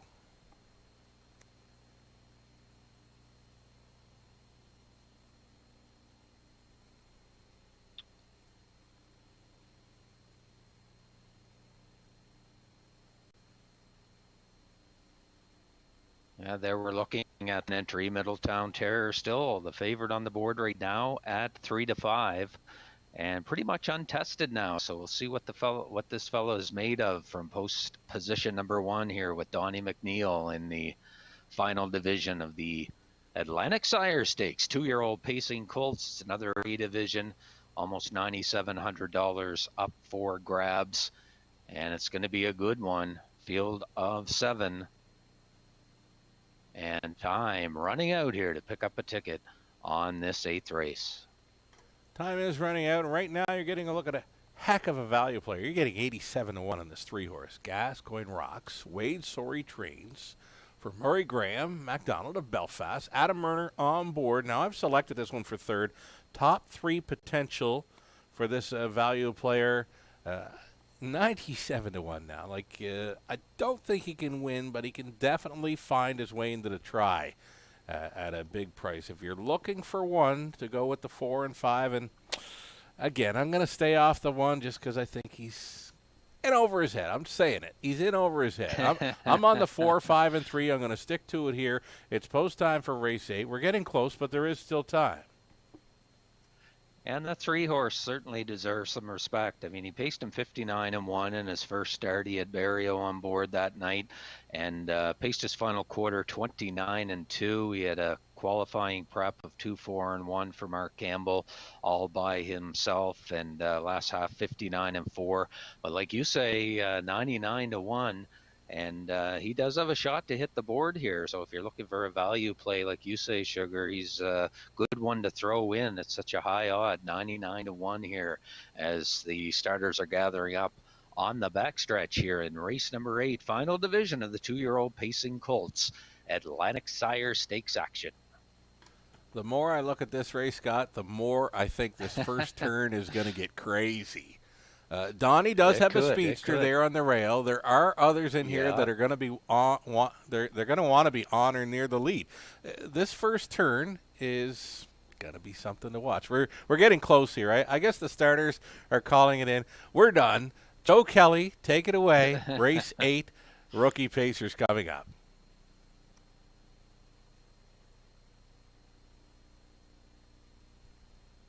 Home Hardware Building Center starting gates in motion for race 8. The 2-year-old colts are lining up.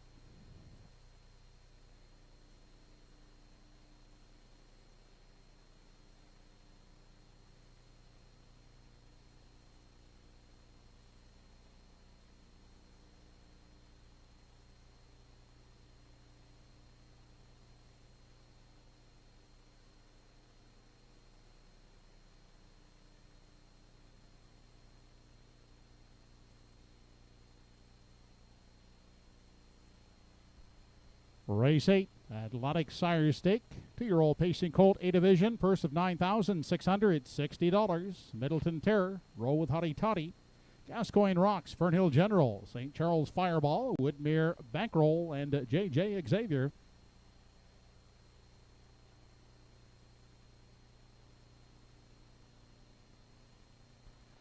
They're off, and off the wings quickly. The Roll with Hottie Toddy out in search of the lead against Middleton Terror. Those two colts battling into the first turn. Little steppy there at the rail was Middleton Terror. On the outside, Roll with Hottie Toddy looking to clear as they race down the backstretch now for the first time, and Roll with Hottie Toddy has cleared the lead. Middleton Terror sitting in the garden spot. Next in line, that is Fernhill General third, not for long. Now tipped to the outside, and will brush up looking to take over. That is Fernhill General, now the new leader, as they race to the 3/8, giving way at the rail. Roll with Hottie Toddy is now the pocket sitter, gapping out a bit third. Middleton Terror. Back into 4 is Gascoigne Rocks. Then the 5th one in the early going is St. Charles Fireball. As they swing off the top turn, J.J. Xavier is racing along in 6 as they swing into the lane now. Approaching the half, Woodmere Bankroll well back and trails the field. They arrive at the half. 28-2 was the quarter. It is Fernhill General who's in control as they dip into the lower turn. In pursuit second, Roll with Hottie Toddy. Inside and looking at it from 3, that's Middleton Terror. On the outside, first over, here comes St. Charles Fireball into 4. 5th out the rail is Gascoigne Rocks. Then back in 6, J.J. Xavier. And well back and trailing is Woodmere Bankroll. They're midway through the backstretch for the final time. The half was in a cutthroat 56-4 as they arrive at three-quarters. It's still Fernhill General setting that lively pace as they race on over to the 7/8 outside, and cutting into that lead is St. Charles Fireball, now within a half a length of the leader with less than an eighth to come. It's Fernhill General now being confronted by St. Charles Fireball as they turn for home. It is Fernhill General at the rail on the outside. St. Charles Fireball, Fernhill General, not to be denied here in the second A division. Second is St. Charles Fireball. Roll with Hotty Toddy third. The mile in 1:55 and 1/5.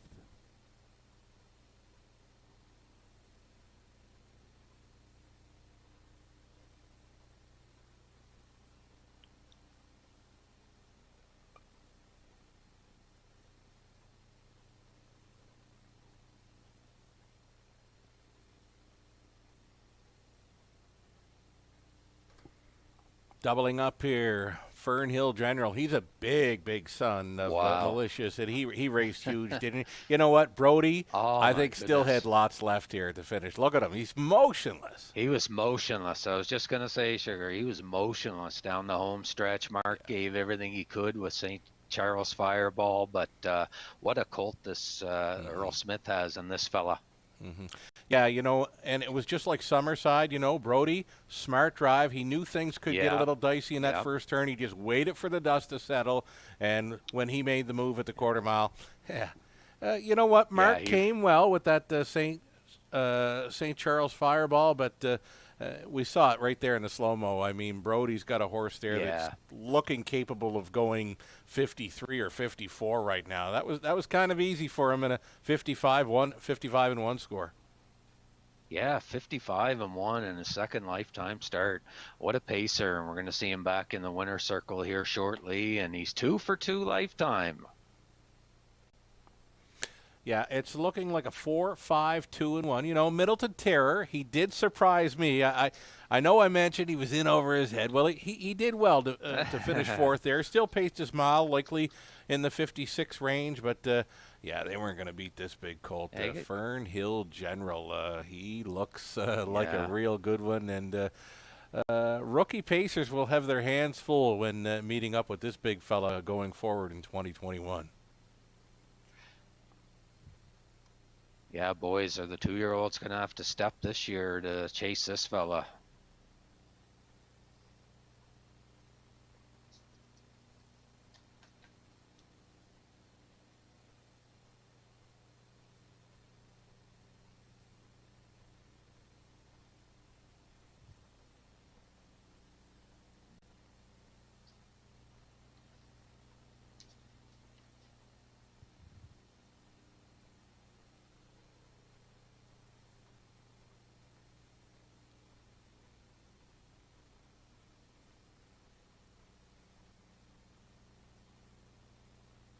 And we'll send it up to track announcer Joe Kelly with the victorious Fernhill General and Brody McPhee.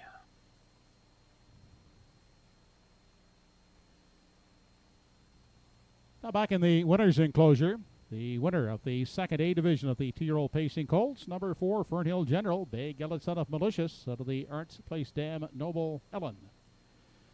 Was bred here in Truro by Brian McLeod, now owned by Peter Smith of Stratford PEI and Gerald Morrissey of Vernon River, Prince Edward Island. Trained by Earl Smith. Driven to victory this evening by Brody McPhee. Could this be another Woodmere Steel deal in the making? Fernhill General, impressive in victory, 155 and 1/5 to pick up a new lifetime winning mark. Fernhill General in the second A division.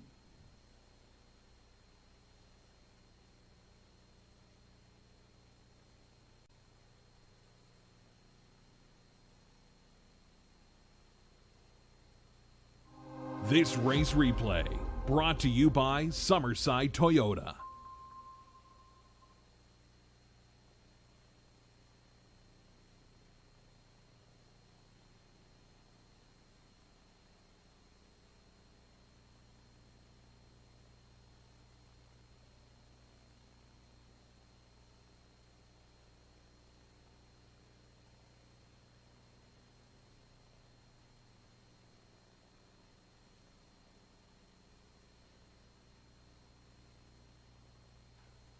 I think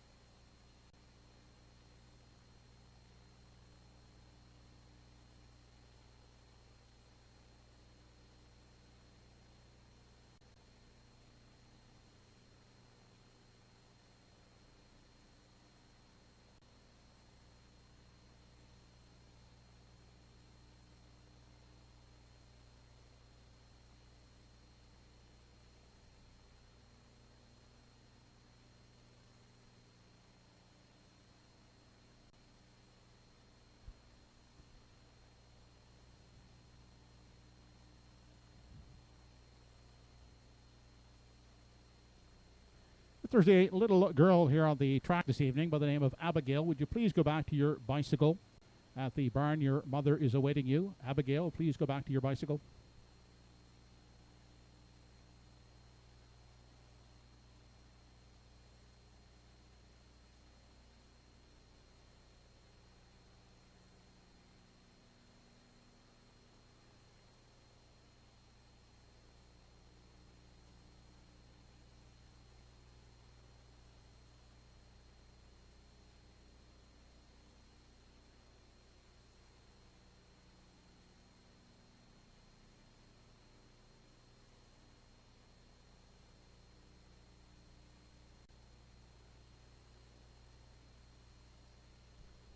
Here's how they finished in race 8. Number 1, Middleton Terror, 4th. 2, Roll with Hottie Toddy was 3rd. 3, Gascoigne Rocks, 5th. 4, Fernhill General, the winner. 5, St. Charles Fireball was 2nd. 6, Woodmere Bankroll, 7. And 7, JJ Xavier, 6.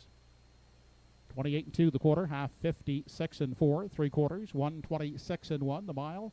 A new lifetime best for Fernhill General, 155 and 1/5. Top down, your card should read 4351276. 452 try in race 8, 23.50. 45 exactor, $6 even.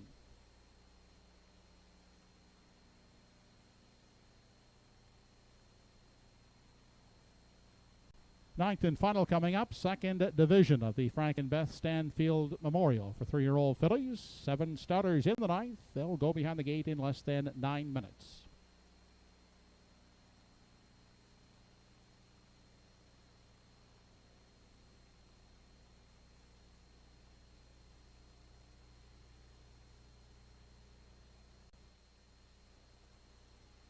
Nine minutes away from the finale, and another rich event coming up in the Stanfield for $25,000 plus. It's 3-year-old pacing fillies to complete this card. We've seen some great racing tonight, Scott.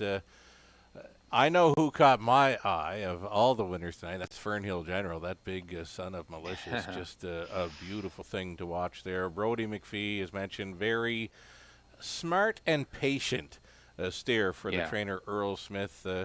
Almost identical to his Summerside outing where he floated him out, waited for the dust to settle. He just eased him on into there this evening, waited for things to settle down, and just zoom. Anything catching your eye tonight, Scott? Well, I mean, that trip stands out, Sugar. I mean, you can't say much more about it than that. 55 and 1 mile tonight. You know, the horse is, tons the best, it looks like, in this division, and other horses are going to have their. Yeah, so far. I mean, someone normally comes out of the woodwork, but Joe even said possibly we might have another Woodmere Steel deal on the making here. But, he certainly looks the part. But just a tremendous night of racing here, and we're going to finish it up big time with the final division of the Stanfield Stake. Yeah, I like this field coming up, and I'm going to go to the rail here. Gilles Vario, not a whole lot of luck tonight with his horses, but Outrageous Song, the daughter of sports writer, she's a perfect 6 for 6 in the top 3 finishes. 4 wins this season. Her latest over Summerside, it was Gate to Our, had that rail advantage to work with, an odds-on favorite. Goes out for trainer Ron Matheson. Paul Holmes of Warren Grove, the owner, so he's the breeder as well, Paul Holmes. Again, Outrageous Song, tough to go against here, and another one of those 1-9 shots, hey? The post parade is next here for the 9th. It's the Stanfield.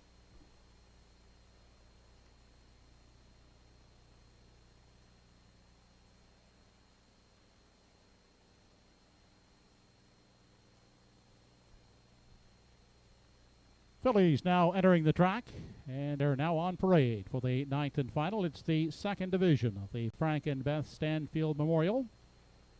They're racing for $25,250. From post 1, Outrageous Song. Gilberto driving for owner Paul Holmes. Number 2 is Woodmere Leah, owned by Kenneth and Susan Lowthers, with Darren Crow in the sulky. Ernie Laffin owns and drives the 3 entry, Odd Lady by Chance.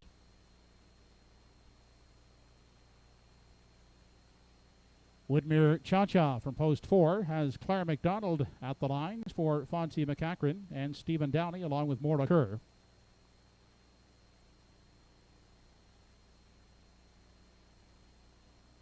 John and Stephen Quinn along with George Stevenson own the 5 entry, Emmy Lou Hayes, Jason Hughes aboard.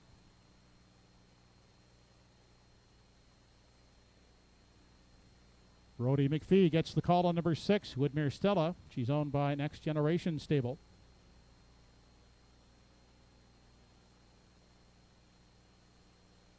And from post 7, we find Woodmere Vanish, with Paul Langell driving for owners Debbie Francis and Wayne McRae. That's the field for the final division of the Frank and Beth Stanfield Memorial. They'll line up behind the gate in 5 minutes.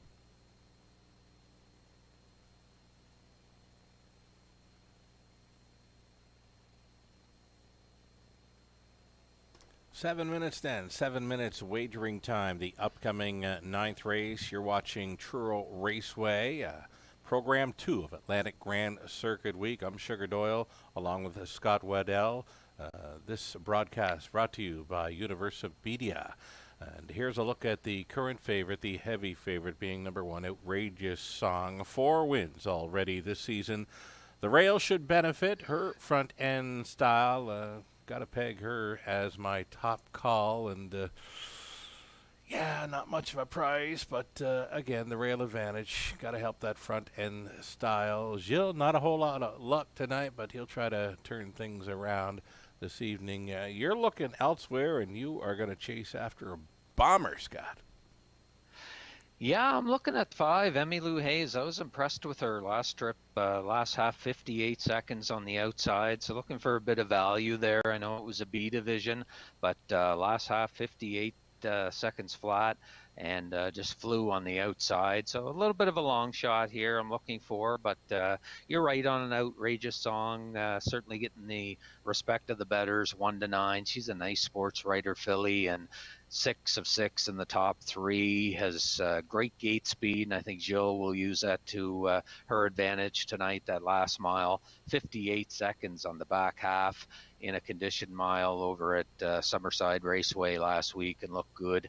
So you got to give the respect to the rail horse here, Outrageous Song. But I did go to a bit of a value play here with number 5 at 27-1 right now, and that's Miss Emmy Lou Hayes. And also like the kind of like the 4 as well a little bit. Woodmere Cha-Cha for Claire McDonald, getting her 1,500th career victory. We've seen the presentation earlier, and this is a nice 3-year-old roll with it. Harry filly from post position number 4, coming off a second place finish, paced her mile in 59-4. She was a long shot on that night.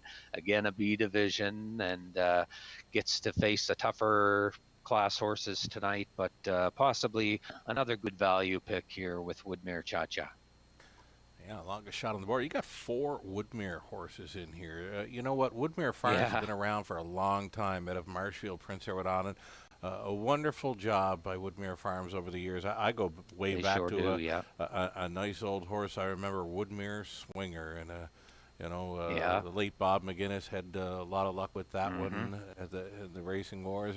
That Woodmere name has been around for a long, long time. And you know what? I'd just like to give a shout out to the drivers here. Mary, It's Claire McDonald. It shows Mary Claire McDonald in the program. Mary Claire, but that's right. But everybody knows Claire McDonald. A lot of the drivers, I was along the backstretch. I never made it over to the grandstand at all over at Summerside for Governor's Plate Week, but I was on the backstretch, and a lot of these drivers would come by prior to the race and following, and they'd say, how's it going, Shug? Well, it's nice to be back home and stuff. I had my mom out for a race night celebrating her 88th birthday, and I touched on it a bit the other night. I'm going to touch on it one more time. Claire McDonald, she's going down the backstretch with Mr. Finlay Ridge. I believe it was Mr. Finlay Ridge, and she going up to three quarters, and she's looking over, and anything coming, sugar?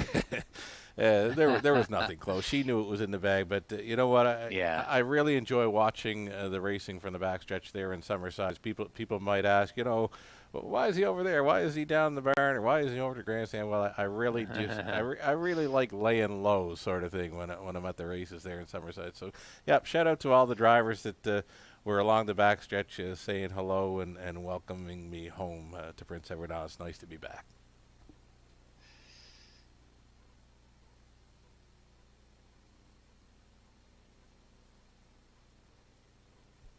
Less than 2 minutes to post time.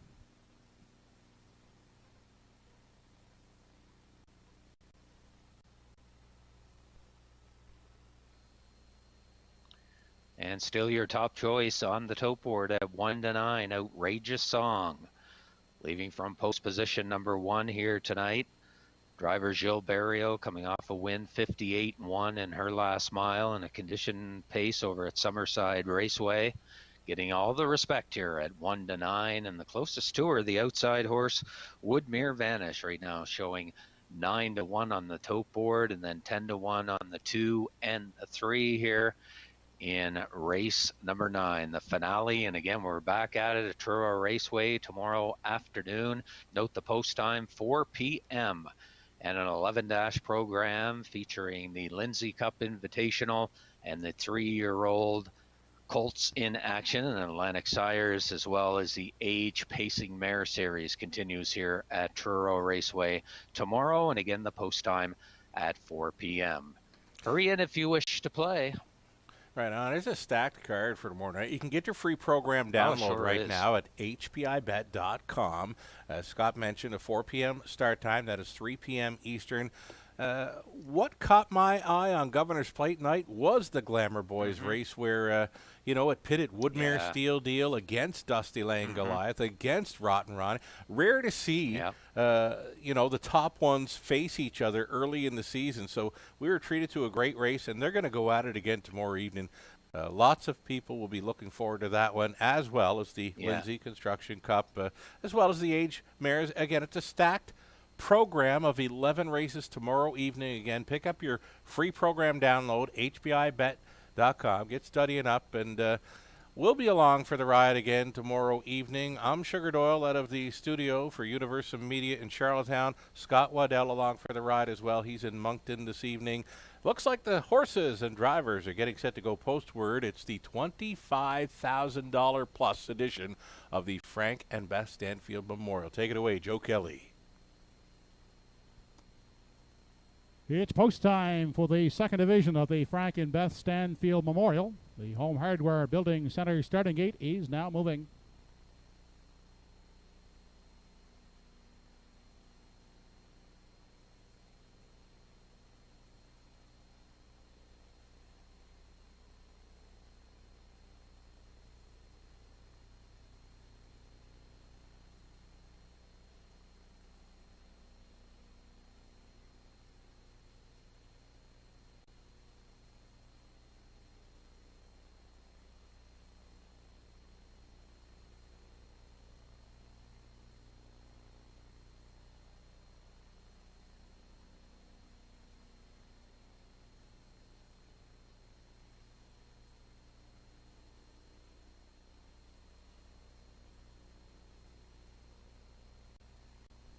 Ninth and final dash on this evening's program. It's the second division, Frank and Beth Stanfield Memorial.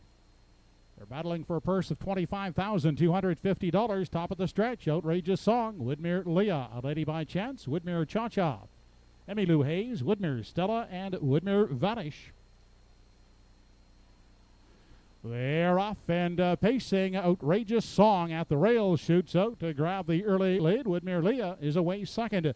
Outside, Woodmere Stella is caught on the limb third. Inside, pacing away fourth. That's a Lady by Chance. Gapping out is Woodmere Cha Cha from 5. Then back of the inside sixth is Emmy Lou Hayes. The early trailer is Woodmere Vanish. Through the backstretch for the first time, that is Woodmere Stella pushing on to grab the lead. Now relegated to the pocket is Outrageous Song, but not for long. On to reclaim. Here comes Outrageous Song back to the lead as they race out of the 3/8. Giving way, Woodmere Stella is content to find the pocket. On the inside to third, that is Woodmere Leah. Then racing along in 4, that's a Lady by Chance. Now closing the gap, Woodmere Cha Cha from 5. Opening quarter was 28 and 1/5 second off the turn. In front of the grandstand they travel as they near the half. It's Outrageous Song, the odds-on favorite, leading the way past the midway point. Second in the pocket is Woodmere Stella. Up first over, here comes Woodmere Cha Cha advancing third. Pinned to the pylons in 4. That is Woodmere Leah. Out for the second over toe from 5 is Emmy Lou Hayes. Inside and buried at the rail is a Lady by Chance. In 6 to the outside from 7 is Woodmere Vanish. They were past the half in 58 and 4. Through the backstretch for the final time, it's Outrageous Song holding the lead. At the rail is Woodmere Stella second. Outside, uncovered third for Woodmere Cha Cha. Inside, looking for room is Woodmere Leah from 4. Tipped 3 high, Emmy Lou Hayes. They race on to the 7/8 now. Outrageous Song, the one to reel in. Woodmere Stella at the rail is second. Here comes Emmy Lou Hayes up on the outside now, showing third. Still hemmed in is Woodmere Leah fourth. 1:28 and 4 was the 3/4. They make the final turn with Outrageous Song. Still the leader on the inside. Woodmere Stella outside Emmy Lou Hayes, but it's Outrageous Song to win the second division off the Stanfield Memorial over Woodmere Stella and Emmy Lou Hayes. The mile in 1:57 and 4/5.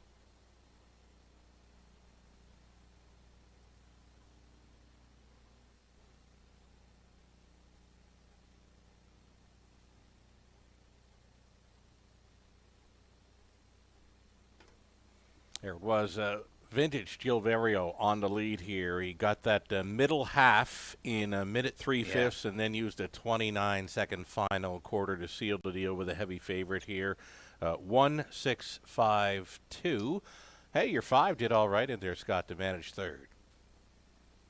Yeah, like I say, she's got a strong finishing kick, and Jason swung her 3 wide there, and she got up decent through the home stretch. But you're right, Outrageous Song. Jill not content with the 2-hole, got the lead back just past the quarter pole, and never looked back. You see her off the turn for home, and she had lots left that back half in about the same, 50, 58, 59. So Outrageous Song takes a finale here for Barrio, and the 6 hanging on for second. Right, again, the top 4 reads a 1-6-5-2 unofficial. Another smart drive there by Brody, left out from an outside post to go to the lead. He was hoping Jill would let him go, and of course it was the retake, and you know what, that just it set up perfectly for a 2-hole ride and a second best finish for big money, so good on Brody. Yeah, exactly, and gave all the respect, I think, to Gilles once he came out of the pocket and got the lead back. But for sure. He's got to let him go. He's got to let him go right there. Yeah, this is a nice filly, by Sports Writer, and it's her richest payday of the season so far, and in her career so far. So well, look at her earnings. Her life earnings going in are $6,500, and she's just whoop, it's gone way up after that victory. Yeah, nice win here, Outrageous Song. You betcha. On our way back to the winner's circle here at Truro Raceway, brought to you by Universum Media. You're watching Atlantic Grand Circuit Week, Truro, Nova Scotia.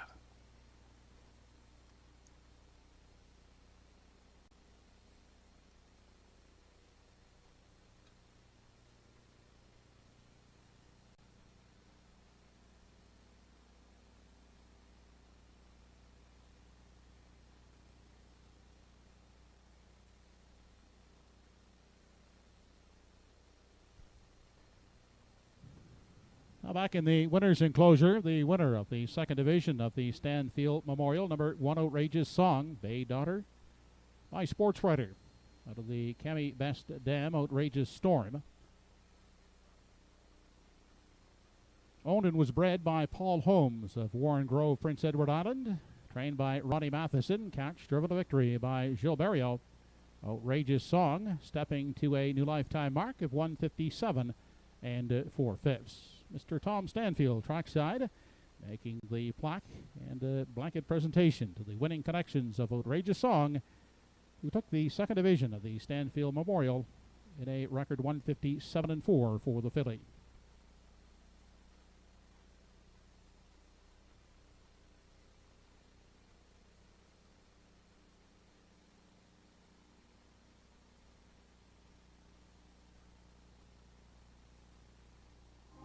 This race replay brought to you by Truro Toyota.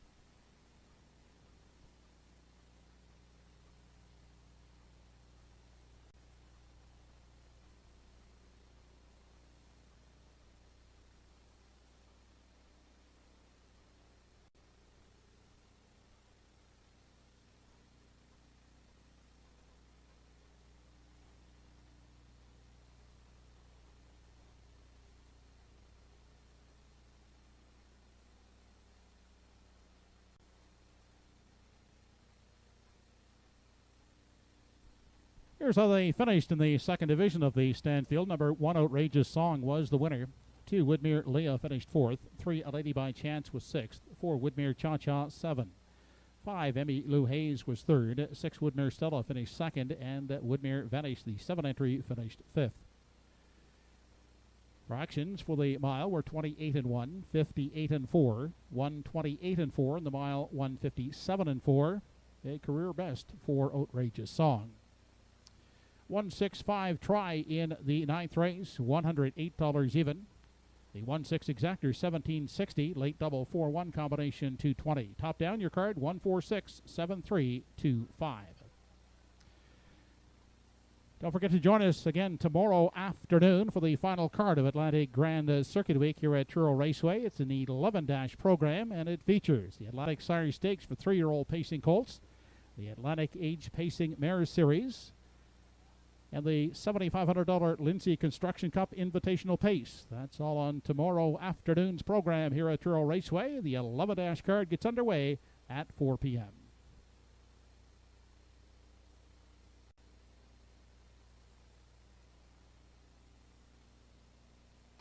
Okay then, Joe Kelly in and done with 9 races this evening. He's going to get some sleep tonight because he's going to be busy tomorrow evening, 11 races. But you know what?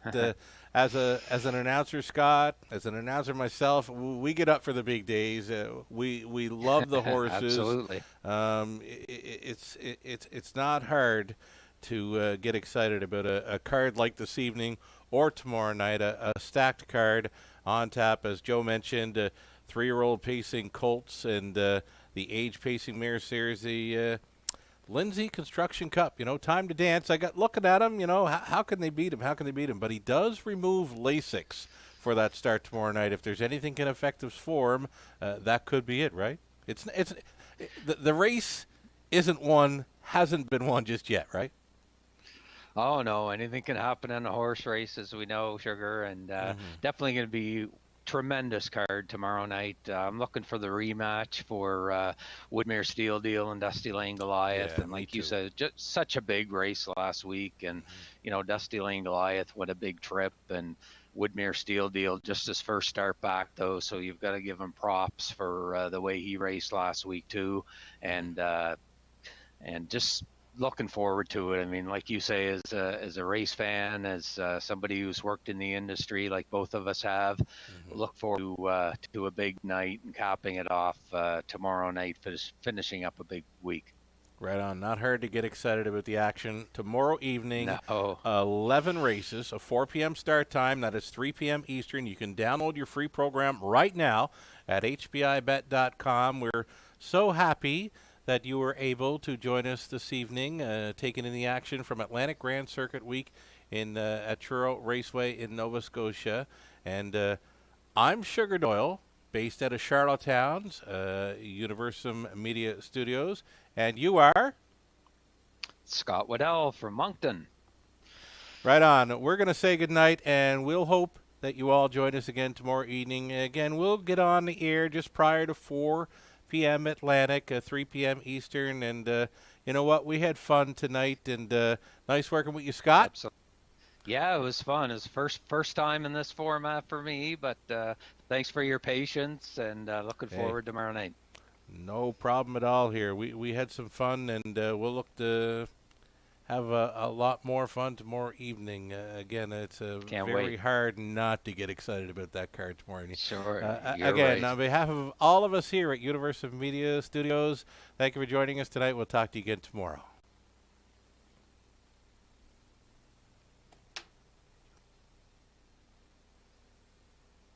Thank you.